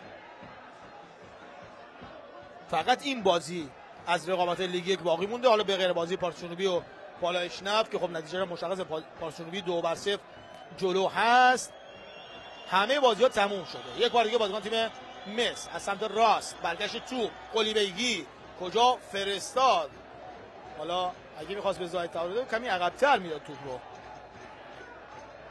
اینجا دقیقه 92 این دیدار هست و پارس جنوبی هم تازه نیمه اولش تمام شده. اما نتایج کلی رو بگم خدمت شما که در نیمه دوم نتایجی که به دست اومد، الان لیگ ما در چه حالتی قرار داره؟ فجر سپاسی با 63 امتیاز فعلا صدر جدوله و پیکان با 58 امتیاز دوم، صنعت نفت هم با 55 امتیاز سوم. حالا تیم اول تیم فجر قطعا صعود خواهد کرد به رقابت‌های لیگ برتر. یه باری ببینیم بازیکن تیم مس توپی که میارن، یک خطا که نیست، باز هم یه سانت و توپی که یوسف بهزادی در اختیار میگیره.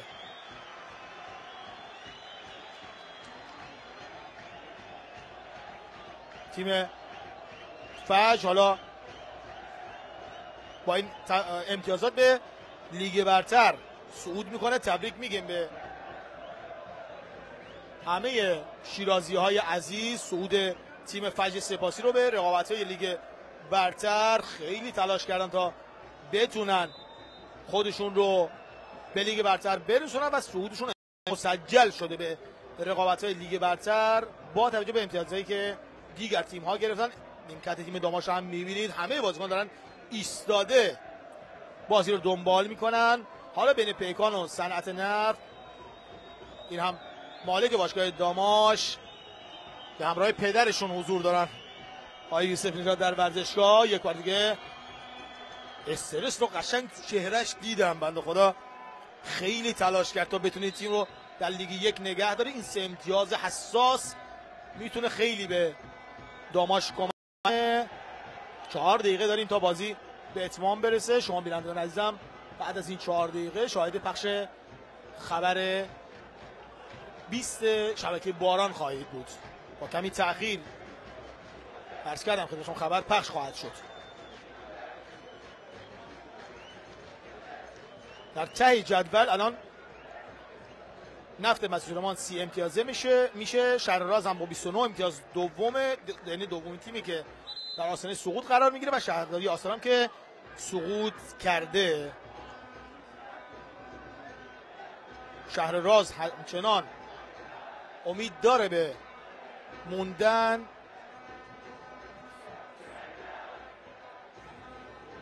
یک بار دیگه بازیکن تیم مس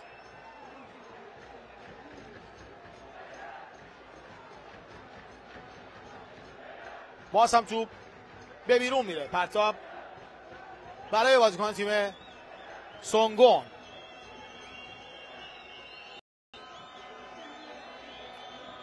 باز هم موقعیت دارن بازیکن تیم سونگون و به خوبی کنعان تارنجایی که توپ رو دفع میکنه. حالا ضد حمله میتونه شک بگیره برای داماش گیلان و میزنن. میاد یزدانی که خطای خودش گرفته میشه از سوی داور این دیدار شاهین یزدانی. یک کارت زرد به علی نظر محمدی داده و علی نظر خیلی داره با احتیاط کار رو دنبال میکنه. نفت مسجد سلیمان 30 امتیازه شده و 16ام. اعلام خطا. داماش 33 امتیازه میشه و مس سونگون هم 33 امتیازه. مس سونگون فقط به دلیل گل‌های زده است که بالای سر داماش قرار میگیره. هفته بعد هفته جذابتری هم خواهد بود. تیم فجری که صعود کرده به رقابت لیگ برتر باید بازی داشته باشه با داماش و دیگر بازی‌هایی که باید برگزار بشه. همه چیز باز هم داره به هفته‌های آخر کشیده میشه و داماشی که همچنان موندنش در رقابت‌های لیگ یک در حالی از ابهام قرار میگیره و به اگرهای آخر فصل میرسیم. پارسال یادم همینجا با سایپا بازی داشتیم، تیم تا با نتیجه نگرفتن تیم بابل تونست تو رقابت‌های لیگ یک موندگار بشه با همین علی نظر محمدی و تیمش. اون پارسال هم علی نظر محمدی چند بازی آخر رو به داماش اضافه شد، امسال از وسط‌های نیم فصل اول و بالاخره باید ببینیم که چه کار خواهند کرد ها در لیگ امسال و این هواداره خونگرم و پرشور که همیشه منتظر برد تیم خودشون هستن.